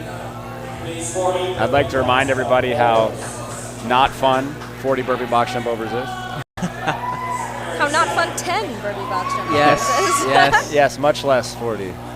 It's like a how Joshua Beaker was saying that the qualifier workout for not qualifier, the quarterfinal workout this year was 50 burpee box jump wall balls, which I did in not fun, very slow, very hard workout. Time to step on the gas one more time before they can rest. No. 4 more minutes. See what happens with these ladies. Nice steady rhythm. Yeah. I believe. Sarah actually coming out a little bit hot. Yeah, quick stumble, but she got her footing back. I believe the time to beat was set by Tia last heat. 11:11. Make a wish. There you go. It's a good time. Yeah, Sarah Timpson moving. And Tia was actually back of the pack for the first part of the event and then won the second. So I wonder if this is going to be the same with Sarah. She's going to get out ahead with the burpee box jump overs. And she really wasn't that far back. That first part was pretty tight between everybody, it looked like. Natalie got herself out ahead at the end, but it was pretty even across the board. Natalie's moving through these burpee box jump overs too right now, though. Natalie and Rachel both looking very quick on those burpee box jumpers. Rachel just had a couple reps look like Derek earlier. Yeah. Kind of staying bent over. Not that one, but the previous two before that. Trying to save the legs a little bit. Yeah. Step up. A little bit and there, step yeah. out. Oh, we got another sign. Looks like Sid's mom. Sydney. There you go. We already got some signs for Sydney, and she's not even out right now. Sydney Lane, we love you. Love it.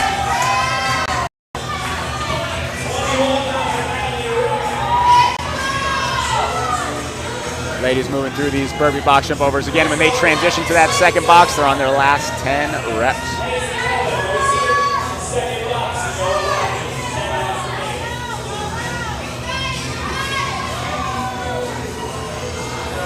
Rachel slowing down a little bit. Sammy Howard picking up the pace. Natalie staying pretty consistent on pacing. Tay still looking smooth as ever. Yeah, Tay's Nice just been job, Tay. steady on this whole workout. Just moving. Steady through the first part, steady through this second part. Sydney Malaspina here in lane 6, looking good. Sarah Timpson on her last 10. Just like I predicted. Rachel Grant looks like she's on her last 10.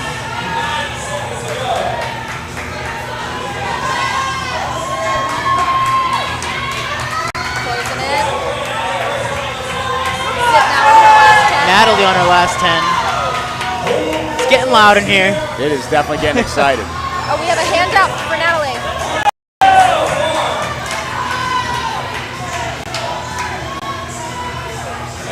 Natalie's got 4 reps. 3 reps. Oh. Sarah. Sarah took it. Sarah coming across the finish. Natalie's got 1 rep left. Sydney's on her last 5 as well. We got Sammy on her last 4, Rachel on her last 2. Rachel Grant about to finish out on her last rep, crossing the finish line. Sammy Howard on her Sammy last got one couple more. reps. 1 more for Tay. 1 more for Sid. Wow, everybody neck and neck with this one. Everyone finishing, it looks like, before the 12-minute cap. Sydney crossing the line. We got Tay done before Sydney. You got Sammy Howard done. Whole heat crushed it.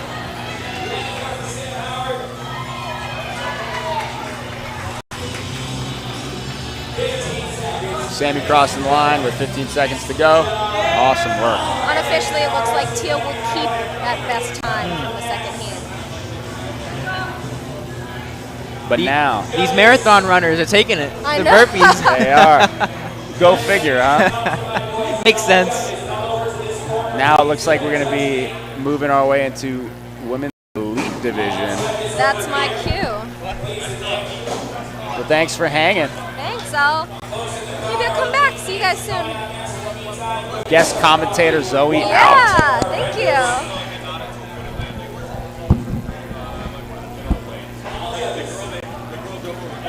After knowing she got no rep on a couple of them. I mean, no rep on the second last one.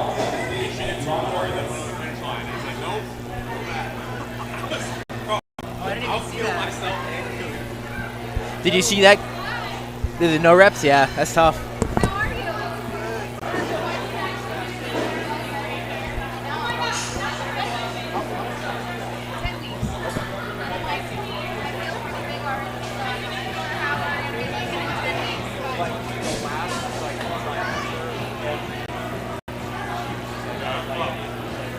All right, so we're going to elite.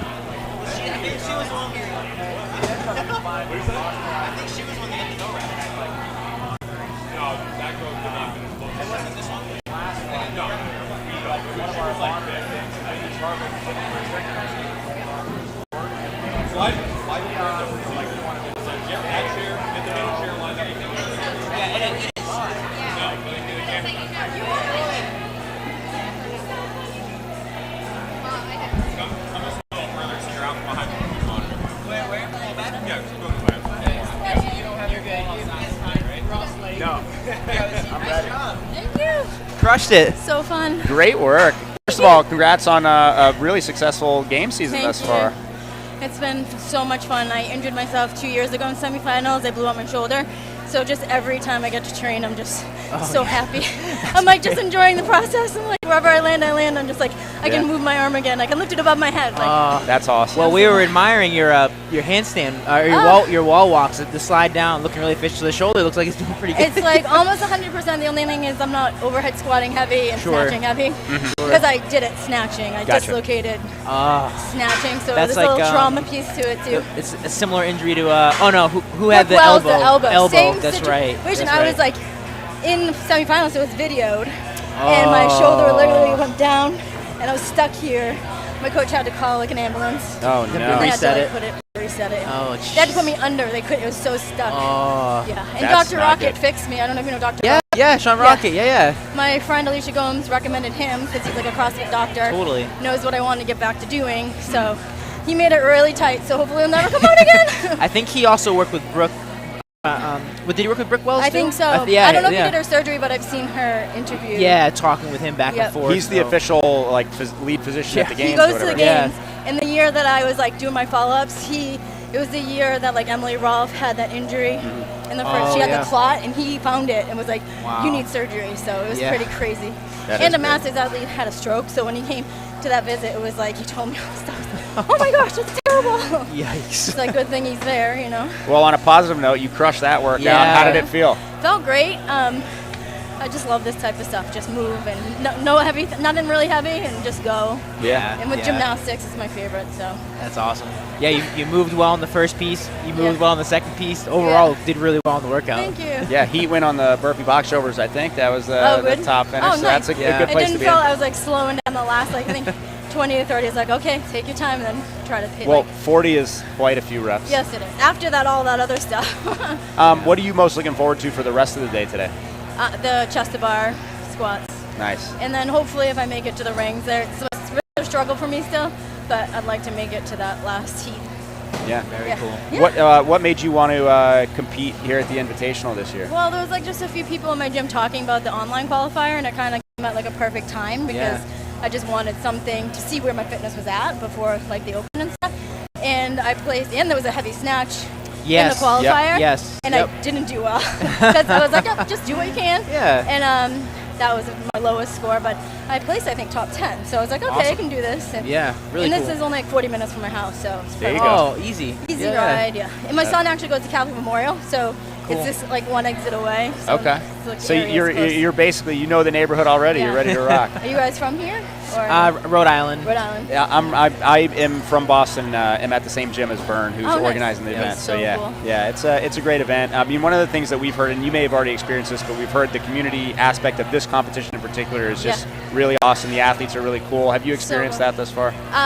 For here, yes, definitely. And like just the emails coming through, I'm like, oh, I definitely want to do this. Don't want to miss it. Because I was like on the fence. I'm like, Marissa Wise is my coach, and I'm like, it's kind of right in the middle of training. So I'm like, should I do it? Should I not? She's like, do what you want, Sarah. You know, I'm like, so I just really want to practice competing too. Yeah. So, Right. Yeah. It's because I haven't done like many individual comps. So I want to get some before the games. The timing of this comp is like it's right after semis, right before games. So a lot of those athletes, and there are some high-level athletes here. They kind of use that as like, oh, let's get some practice, have some fun. Or if they just did semis, they're like cooling down from semis. Awesome. Well, congratulations. Good luck the rest of the day. You. Thanks for talking to us. So much Good job. Interviewing me. So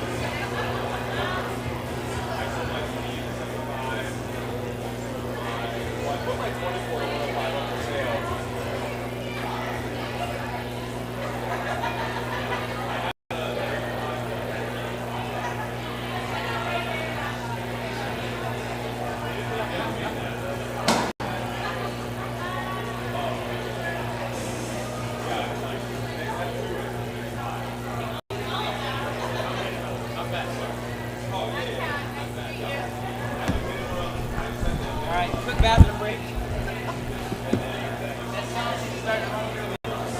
How much time do we have? We have a little bit of time. It says 10:28, but we're ahead of schedule by 10 minutes. Oh, so we got some decent time. Yeah. Okay. Awesome.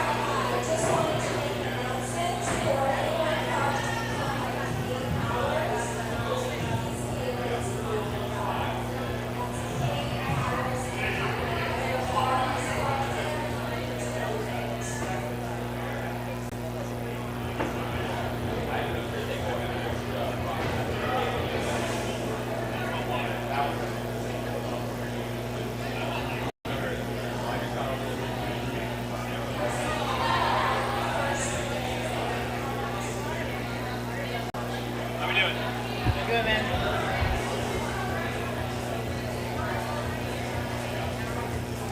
You want me to hop on in the middle? You want me to hop on in the middle? Yeah. You want me to? No, I will definitely have you. But if this is, I feel like chill and fun to chop it up. She said, she's like, it was really fun. I got to prep the facts and everything. Yeah.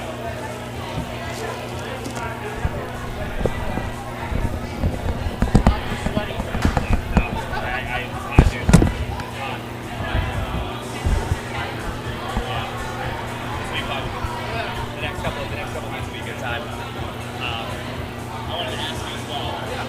Don't have any other guests coming up. You're going to want to have somebody else on your podcast. I love it. I love it. I listen to like the Invitational. I listen to Christina recently. You guys said you do a great job. I mean, he helped me out a ton. Yeah, for sure. Whenever you want to do it.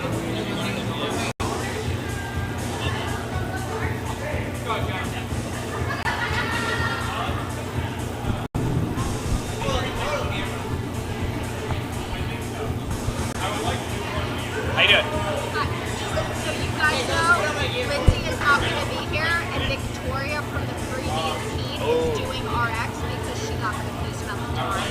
You got what? Confused about the time. Yes, I had a feeling she was going to miss. Okay, thanks for letting me know. So do I call that out? Like, do I say, like... Just say your name. I'll say something here.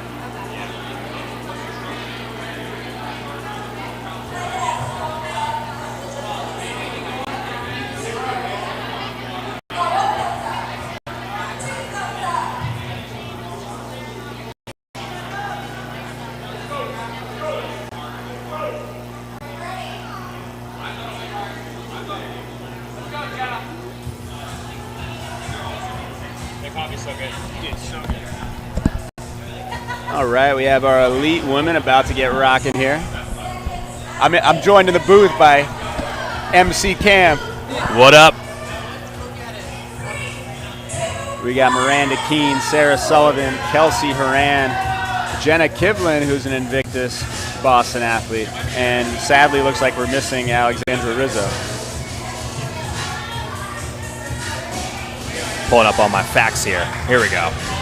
Here we go. Yeah, this is going to be a fun time to watch these ladies get after it on this one here, especially with the handstand walks.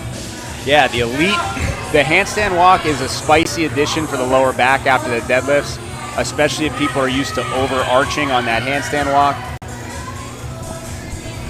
It is. It's definitely it's for some people it seems like be a way to kind of gain up on the competition a little bit, to pick up the pace of the crossovers or the deadlifts are a little challenging. You know, some people running right into it, but it seems to be still that the crossovers have been hanging up people a lot here in this AMRAP. Absolutely. What's been the most electric moment on the floor that you've seen today?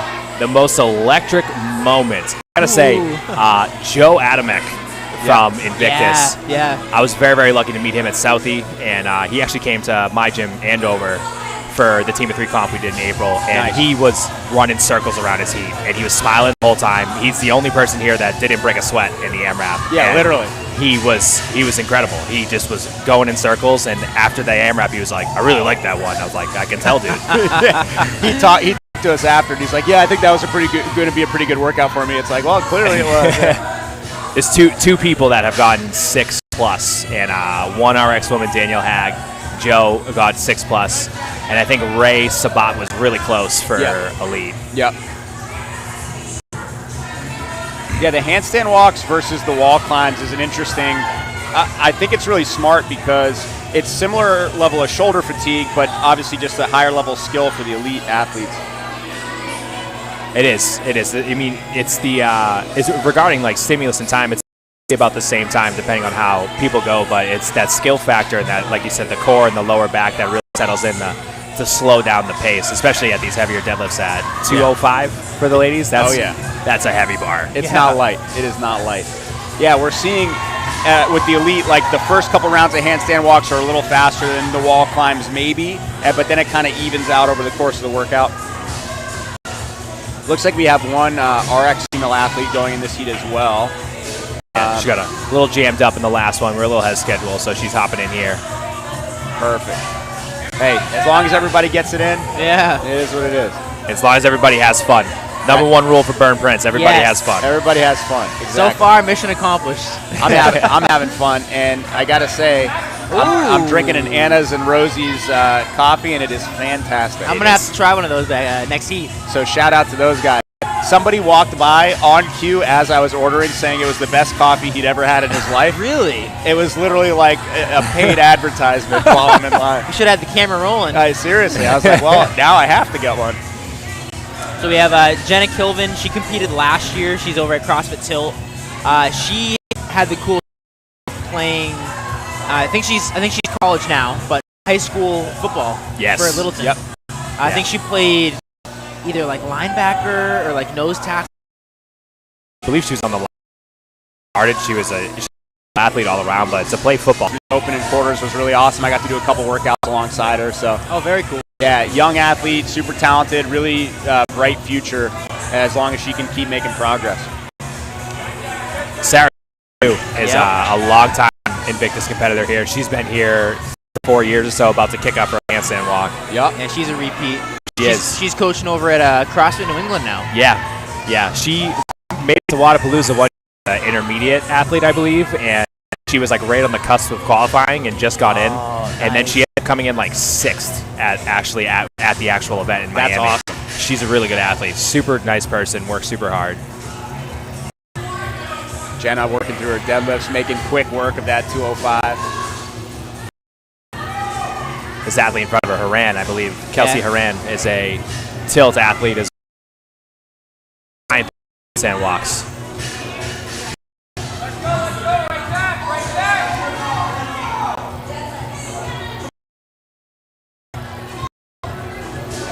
Miranda in lane 1 looking good. Sarah Sullivan ripping some singles on these deadlifts. Good position on each rep.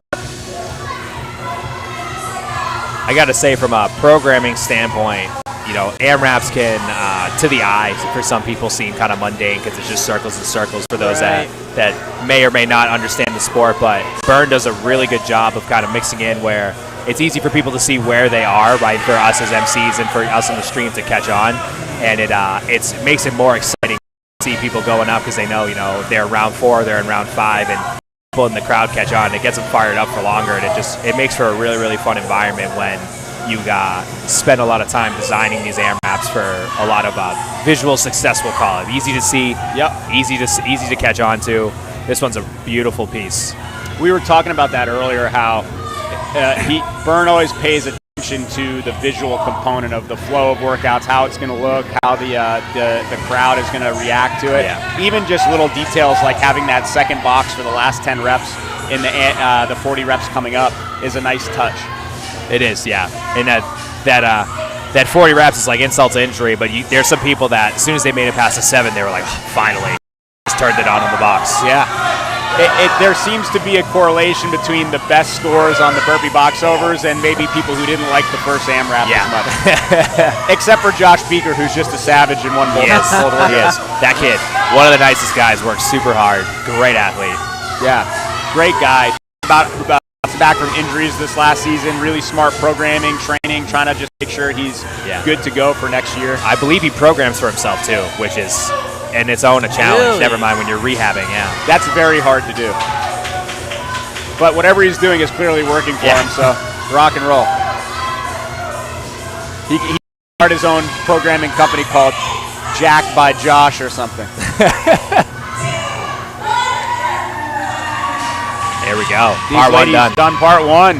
1 minute rest. They'll be moving into 40 burpee box overs for time. Who do we got in this one? Who do we think? Ooh, that's tough. That's a tough call. I like this Haran girl. I think she was moving composed in the first part. She looks smooth. I think she's saving it a little bit for this one. Yeah, I could see that. I think Kelsey's going to do well. I think don't sleep on Miranda Keene in lane 1. CrossFit Boston athlete, very talented, very good athlete. Jenna's really mental as well, so I know burpees aren't necessarily her favorite movement, but she's also very good at just going into the pain cave, so I wouldn't be surprised to see her turn it on a little bit here. Absolutely.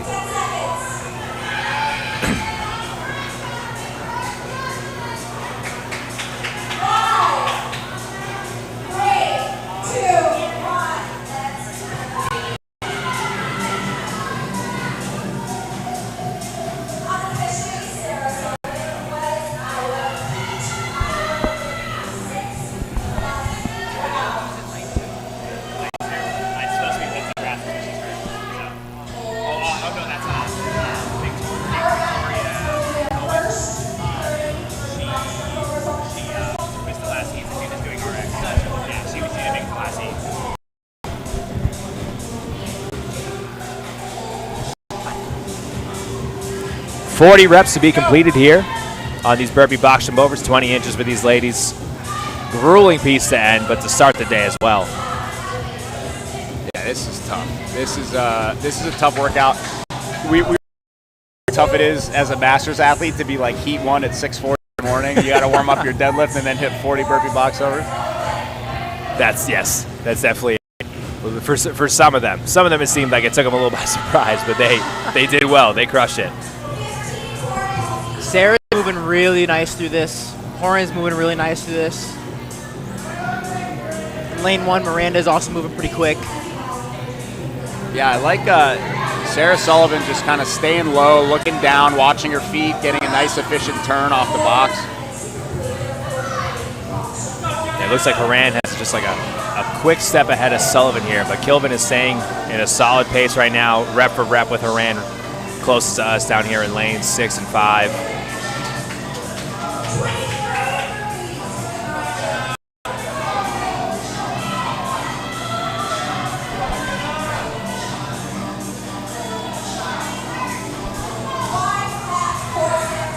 Looks like Kelsey Horan is picking up the pace a little bit. Yeah. Had that reserve tank she's starting to use. Sarah Sullivan's done a good job of staying fairly consistent on each rep. She's on her last 2 on the first box, so she's going to transition shortly to her last 10 reps. Wow. Just over 2 minutes in, too. That's a really good pace for these final 10. Nice job, Sarah. Transitioning to her last 10 is Sarah Sullivan. And same with Kelsey Horan. Yep. Looks like Victoria Cohen, too. RX athlete sneaking in this heat here. Victoria Cohen moving really efficiently on that box. Great transitions. Not spending a lot of time on the top, keeping the knees bent, stepping right down, going right back up. Looks like Miranda's on her last box, too. We have 5 reps left for Sarah Sullivan. It's going to be close. And Kelsey. It's going to be close. It's going to be neck and neck. Let's see if someone can turn on the gas and finish off strong here. Looks like it might be Miranda. Ooh. You see a hand up for Sullivan. Sarah Sullivan finishing through. Sarah Sullivan finishing through.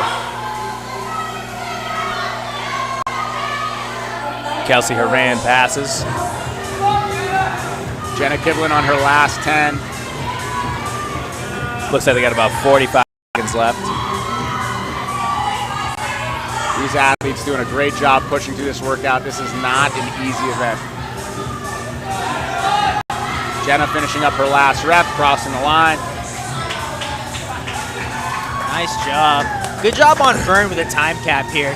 Keeping it aggressive, but making it pretty doable. As not many people getting capped on this. Yeah, a lot of people, if they're getting capped, they got like 2 or 3 reps left. You know, like Justin said, they're deep in that pain cave, and it's hard. It's hard to get out sometimes. But these athletes are finishing anywhere from just under 3 to that. Excuse me, that 4-minute mark. Totally. We have our next women's elite heat coming up. Some names in here of people who have veterans of the Invictus Boston Invitational, like Skyla Desimone. I believe Haley Hunter also competed in the elite division either last year or the year before. She was a year 2 athlete, I remember. Fantastic athlete. I believe she just had a baby not too long ago. Oh, that's incredibly impressive.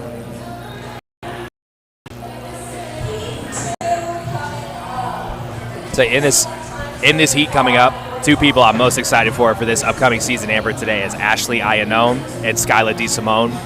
Ashley won Southie last year, and she was awesome. It was anything you threw at her, she was able to do. She did a fantastic job.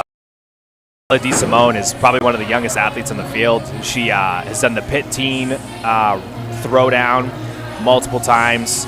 She's about 19 years old or so, doing the collegiate division qualifier now, and she's just, one of those people. Good people make good athletes.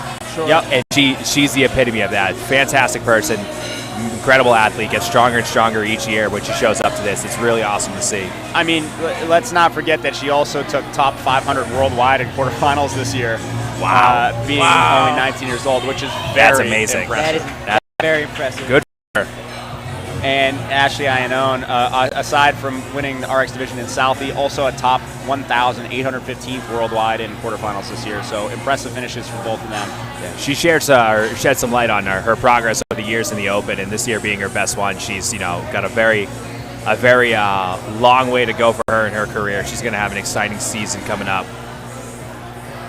I mean, this next seed is savage too. Liana Ehrlich also. So if we look at kind of finishes in quarterfinals, Ashley Iannone and Liana Ehrlich finished in very similar places in North America East for quarterfinals this year. So this should be a very competitive heat as far as kind of equally skilled competitors.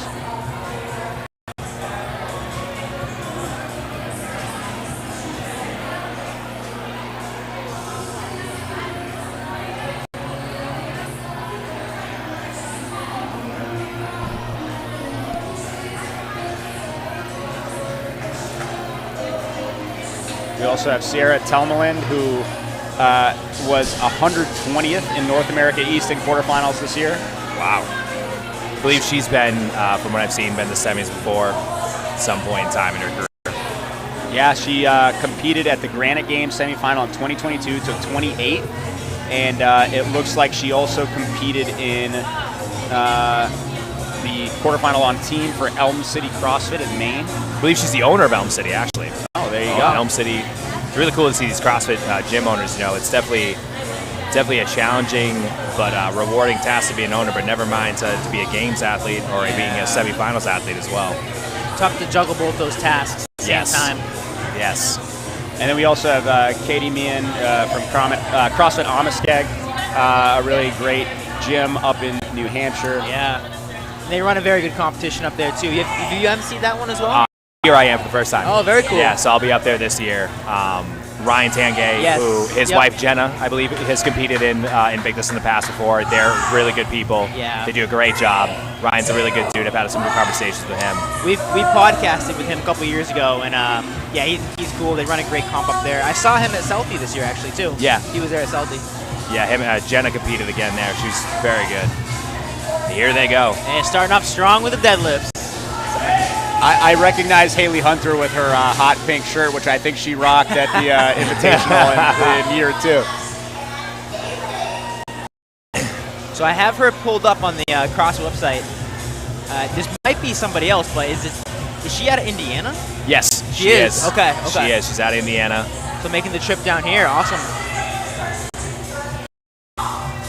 And she was in semifinals 2021. Coming in 23rd and 27th. Good athlete. Very good athlete. I believe she was second place when she did the Invitational here, the second year of it, down at Rack House. Haley back on the deadlifts, making short work of those handstand walks, currently leading the heat. We have Katie Meehan closely behind.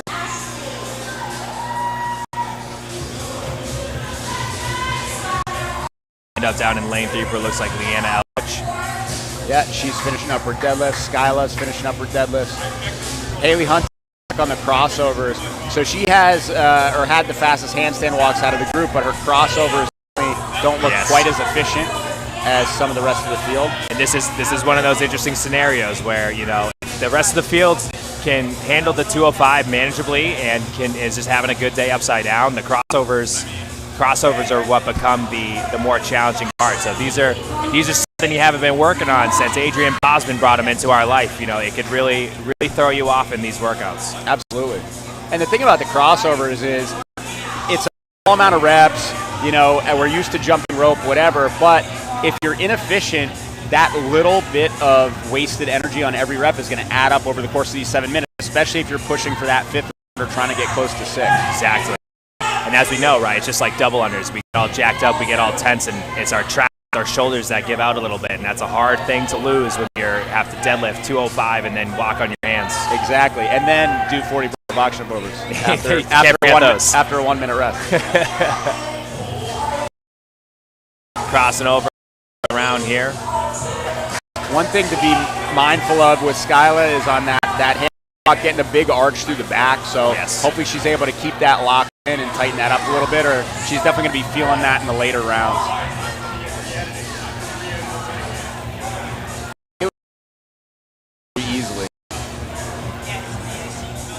You can tell she's a veteran the way she's approaching this. She knows her limits, she knows her weakness, she knows the deadlifts to break, even though in every set's pretty easy. And she's kind of saving her time and her energy for these crossovers that she's having a little bit more challenge with. It seems to be, as getting a little deeper into the AMRAP, picking up a little bit more steam. Yeah, she's getting a rhythm. Definitely getting.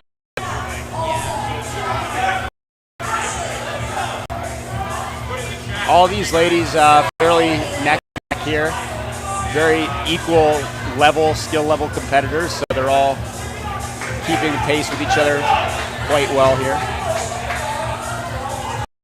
Just about halfway through now, 3.5 minutes down, 3.5 minutes for this year. Second heat of elite ladies on the floor. It looks like down in lane 5, Sierra, as we were talking about, is making these deadlifts look real easy and light here, hanging on for the 9 unbroken.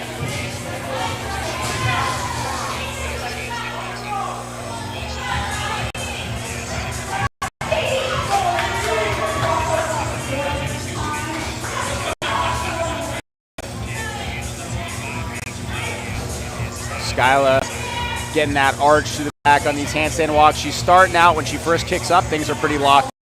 And a little bit of loss of tension as she goes. I gotta say, I love this comment by over under on number of Burn K Prince outfit changes. We need a line on that every year. Yes. We need a prop bet on that every year. How many times Burn's gonna change the outfit? Somebody call Scott Tybert. He's competing here, but he can also run the line for Burns outfit changes. Liana doing well on these crossovers. Sorry, Ashley on the crossovers. Liana's upside down, doing well on the handstand walks.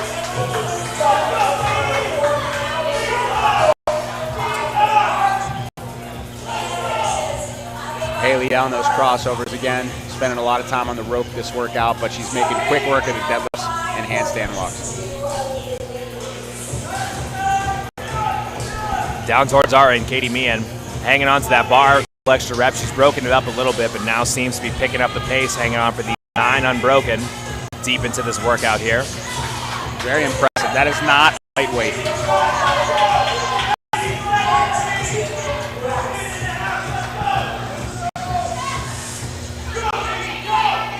Haley sprinting through those handstand walks. Ashley moving through them quickly as well. Taking a quick break. The good thing about having to do it in segments like this is if your shoulders are tired and you need a second, you can kick down. You don't have to worry about going unbroken through the whole distance. Yes. And a lot of athletes today, probably not as many as should be taking advantage of it. A lot of athletes are strategically breaking up those sections if they need to save the shoulders.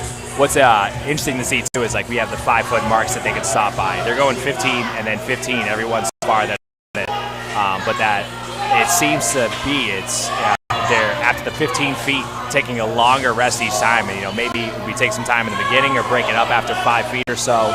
Starting to see some smoky triceps from not breaking, maybe not breaking enough.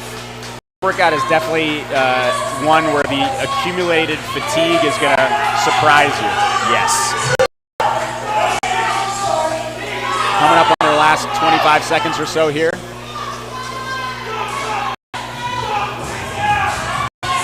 Looks like Ashley's gonna be on her crossovers here. Not sure if she's a round ahead or behind Haley, but she's picking up speed there to try and get some extra reps in as she gets ready to kick up. Haley's still looking really good on the handstand walks.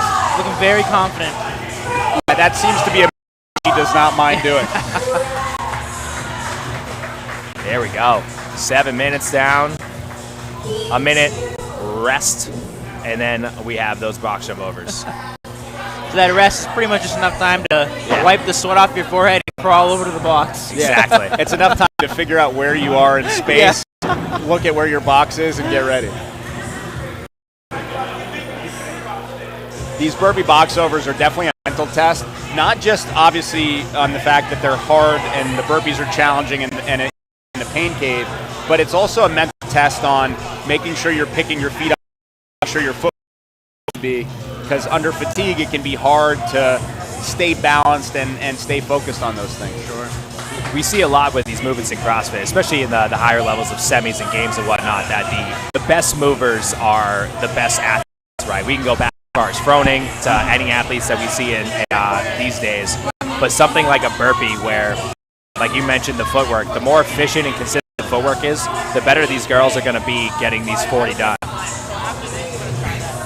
And these ladies are off. Skyla is flying. There we go. Just like that, consistent about. He looks good. Yeah, same step Let's up, hope it pays. same jump, same step down every time. Nice and efficient, smooth. Let's hope it pays off. She's coming out hot. I think in this workout, you can afford to come out a little bit hot at the beginning just to get some separation, as long as you can keep a cadence in the middle, right? Those middle 20 reps, you really just need to stay tough and bury your head and keep moving. The last 10, you're almost done. Everybody's going to be able to, but if you can get a little separation in the first 10, hang on through the middle, and then push the end, I think that's a recipe for success here.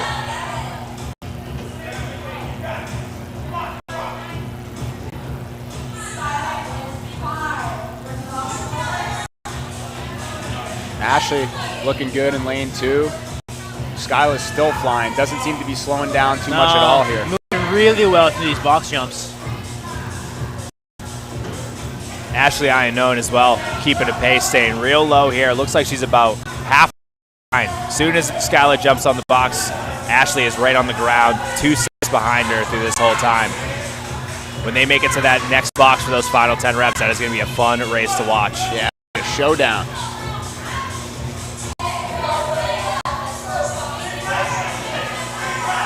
PQ photo up on the box, risking it all to get a good photo. What it takes. Anything for the angles. Love to Anything see it. for the angles. Shout out Patrick. And Skyla looks like potentially speeding up. Quick break there. I think it was just communication with the judge. Now she's on her last 10. There she goes. Final 10 for Skyla. Oh yeah, she's moving. She's got that reserve tank. There it is. This definitely might be the time to beat on this second part for the elite woman thus far. Looks like she'll be 3 reps ahead of Ashley, as Ashley just jumped over for her first one. 5 reps left for Skyla.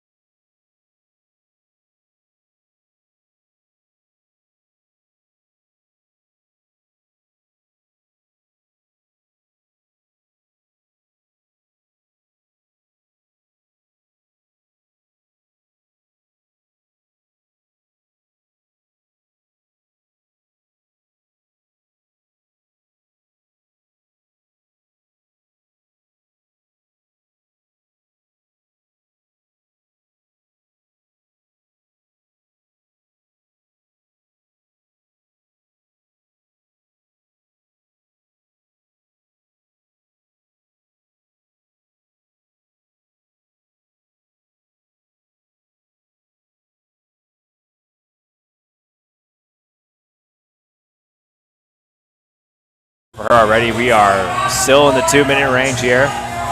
She may have the highest score of the day of all divisions. This is our very last heat of this. She very much could. She's going on the minute right now. A couple seconds behind, but she's staying with that on-the-minute fashion right now.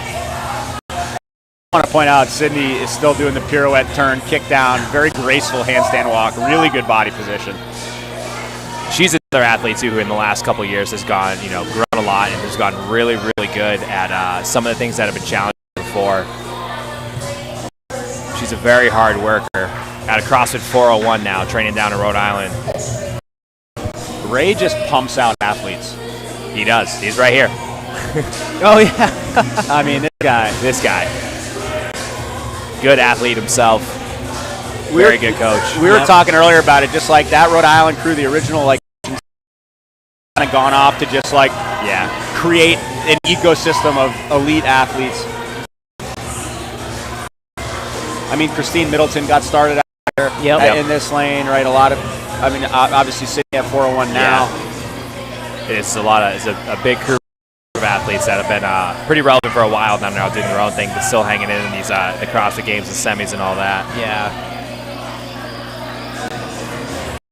I believe Kat was even on a team with some of the Ocean State crew this year. Yeah, she was on there. People.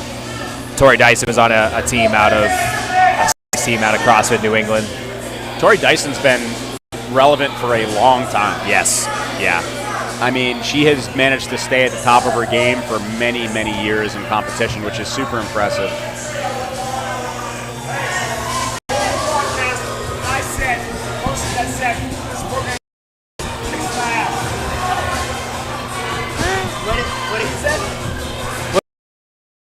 Burn announced that whoever said the programming is dangerous can kiss his ass.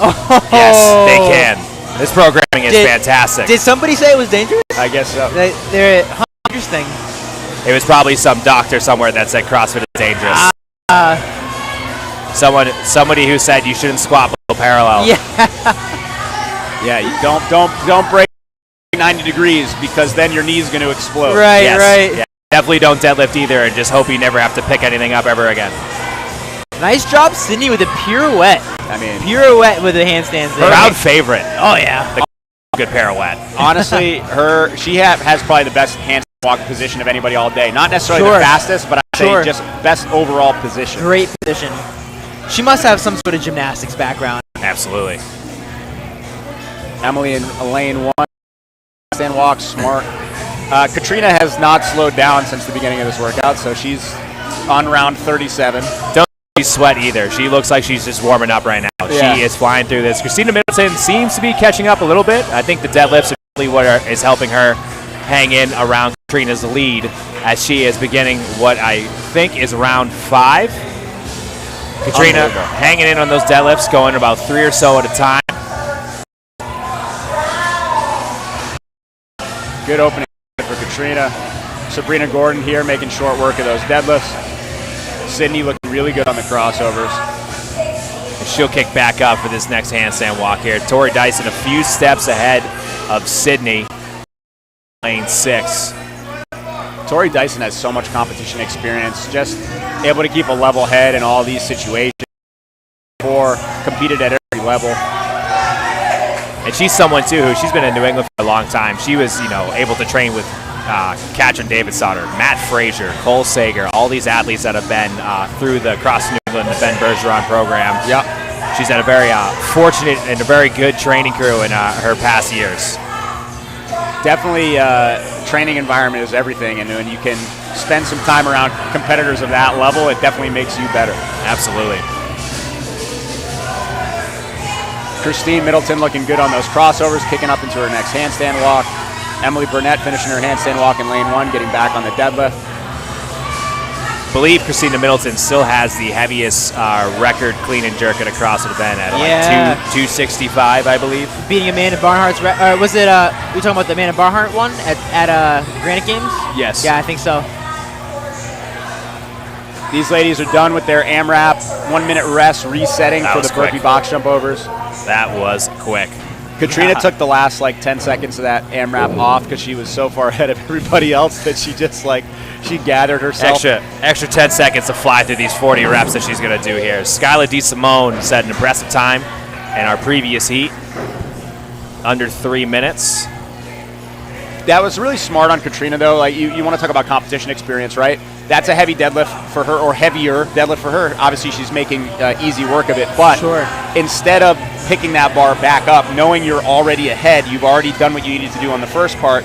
Give your back a break, take a second, keep that heart rate, or start to bring that heart rate down for the burpees so that you can push this second part. Yeah, it's an elite move, especially when you're in the final heat where you know what you need to beat. And once you get there, definitely a good move to do. And now she is flying. There she goes.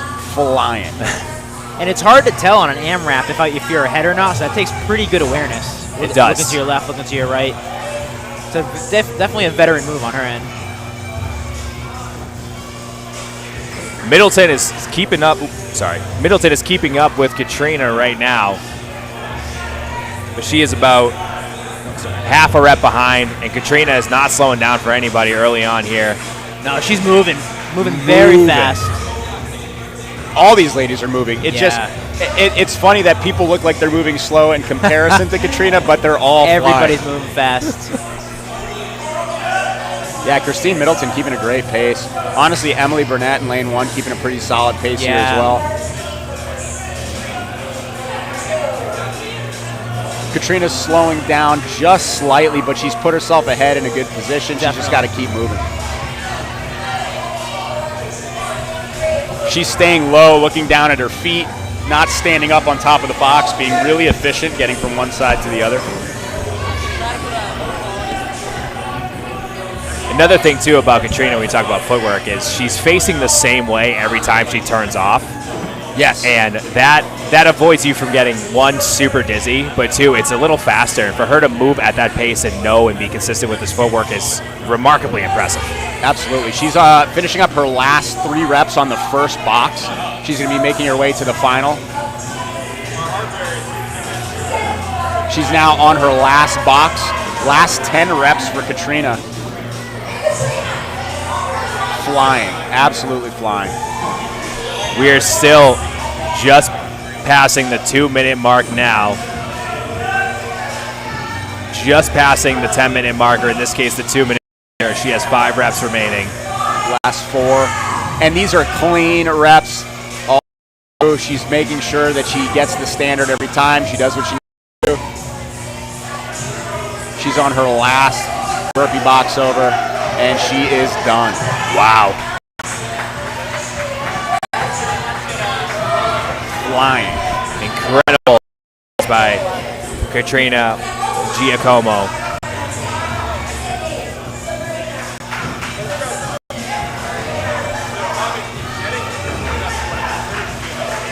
Tori Dyson flying through here. She is now on her last 10. Sabrina Gordon on her last 4 here. Sydney Pollock on her last couple reps. Christine Middleton almost done on her last rep. Christine Middleton finishing.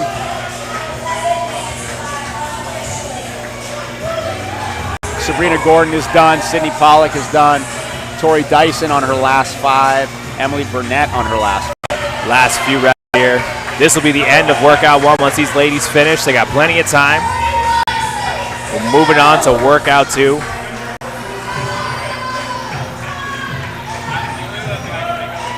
Nice. Tori Dyson done. Emily Burnett on her last rep. She's over the line. And all of these ladies are done in a blazing fast time.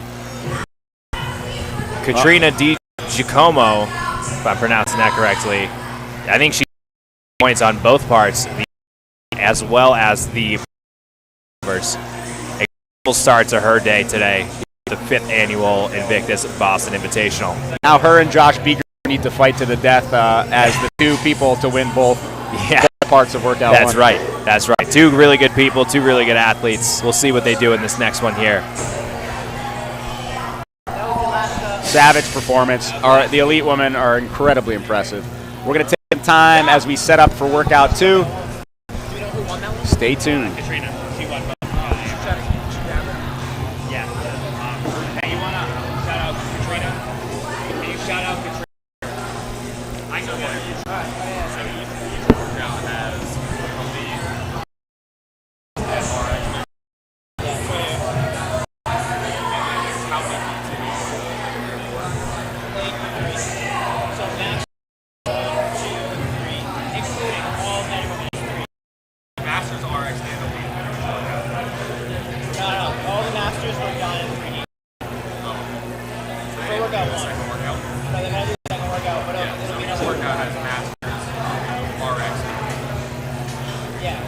exact same thing we just did.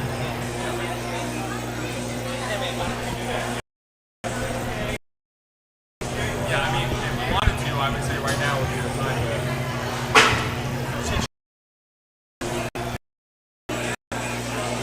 I mean, I don't know who else can connect to it. Yeah, let's try somebody on the interview real quick, and then we'll Yeah.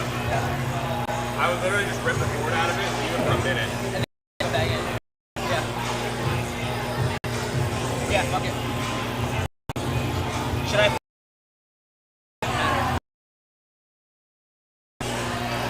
I don't think so.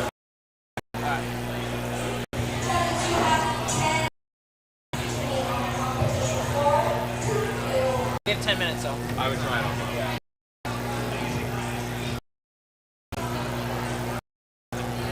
What's up, man? You're not competing? How you feeling? What's the Can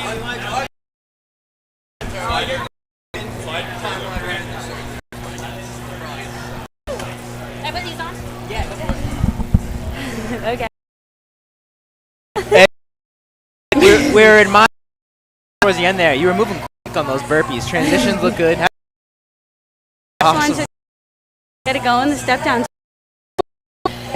Yeah. You're not out of breath enough for what you just did, by the way. It ended a couple minutes ago. So. Fair enough. Yeah. How about the first piece? It looked good with the handstand walks. Looked good with the dump. There? Yeah, everything felt pretty good. My coach KJ was just like, break up the deadlift so you don't. And I was like, I don't want to, but I listened. So I broke him up the last like 2 sets and a little bit in the tank for the second piece. Yeah, Nice. so I could just send it and call it. A couple people as a strategy, like, all right, don't completely burn out on that first piece. So smart. Yeah. It worked out. So, worked out. It went well. So. Congratulations on a really good season overall. Semifinals on the team and everything. How are you feeling after this past year? How did everything go? It went really well. There was no like plan going into this year. My back was injured, so I like last minute got in a team. It was fun. We didn't make it to semis. And I just spent the summer like recovering, doing a lot of zone 2 training, bodybuilding. Nice, all right. And then started to ramp back up. Come on a team of 3 at New England. Yep. And then Kenny asked to work with me, and I was like, I still have. And somehow got a team together, a couple people from Ocean City CrossFit, Yep. Tristan and Tim. Yep. And then Tori Dyson from New England. And Nice. like So I said, most of your super team last is here minute. today. Yeah, exactly. Tristan's in Italy. Okay. I mean, Potentially a good excuse, I guess. Yeah, I guess it's okay. Couldn't make the trip. Come on. He sent us a picture. He was like, I was just really craving a good bowl of pasta, so booked a ticket. I was like, oh my god. Same, Tristan. Same. Yeah. It's been cool getting to go next to your teammate in that last heat Yeah. as well. It was awesome getting to it with Tori. We've been training together since before we were teammates. I've known her since I think I was in high school. We did gymnastics together and coached gymnastics together. So very cool. Yeah, it was really cool to compete That's out there awesome. with her. What are you most looking forward to the rest of today? Oh my god, I don't even know what's next. Not the 4-minute echo bike. It's definitely where I'm gonna just be like That's not gonna loving be it. Yeah. I'm hoping to make it to the final because I do some ring muscle ups and some Absolutely. handstand push-ups. Yeah, definitely an exciting Yeah. final to watch. Yeah. Well, best of luck today. Great job on that first one. Thank you. Awesome. Thanks Crushed so it. much. Nice job. See you guys in a little bit. See ya. Oh my god, I'm so sorry. You're I'm so good. You're gross. good. Don't worry. Everybody's like that. Yeah. That's the hot It'll be like a nice pool of sweat at the end of it. Yep. The floor is being transitioned now for our second workout. We got the 3-part. We got goblet squats, chest to bar pull-ups, or different types of pull-ups depending on the division. We got an echo bike for calories, and then we have our kettlebell snatches. So all in all, it's going to be an exciting next event. You want to try to pull it? Yeah, I think so. How much time do we have? We got a little bit of time. We're going to try to unplug the router. Cool. We are going to briefly reset our internet here. So for those tuning in, we'll be back for the next event. Appreciate you.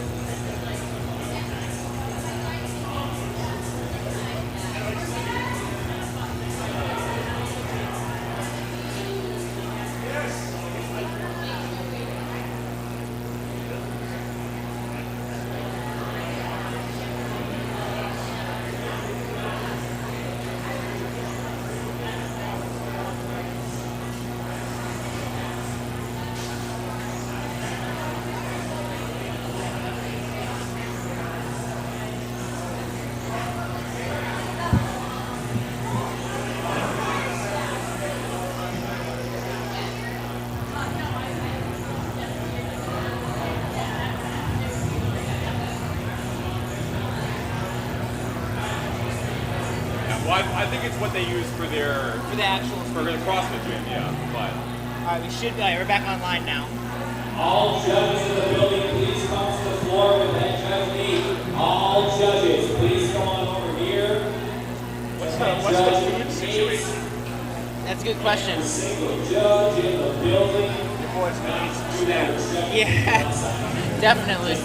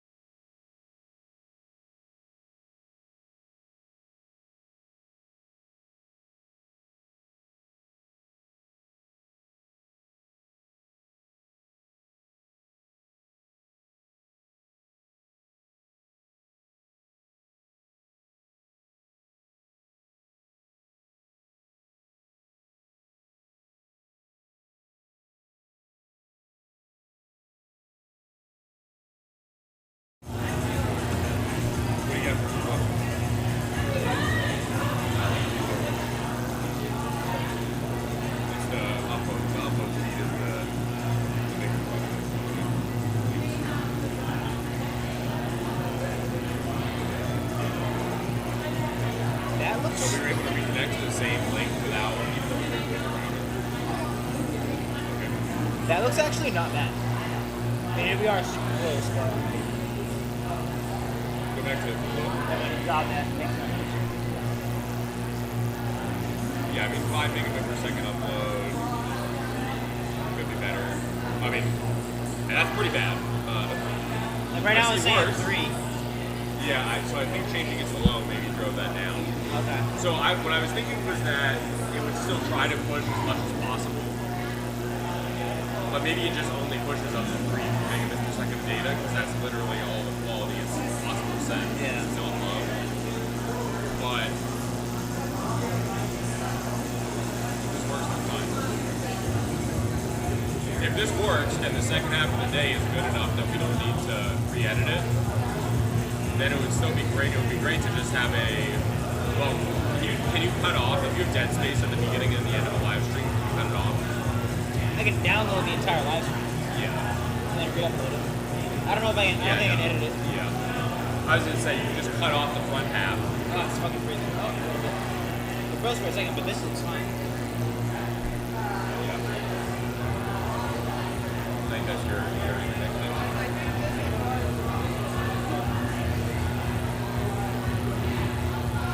I mean, I won't be surprised if it says this because we're not sending it as much data anymore. It should be smooth though.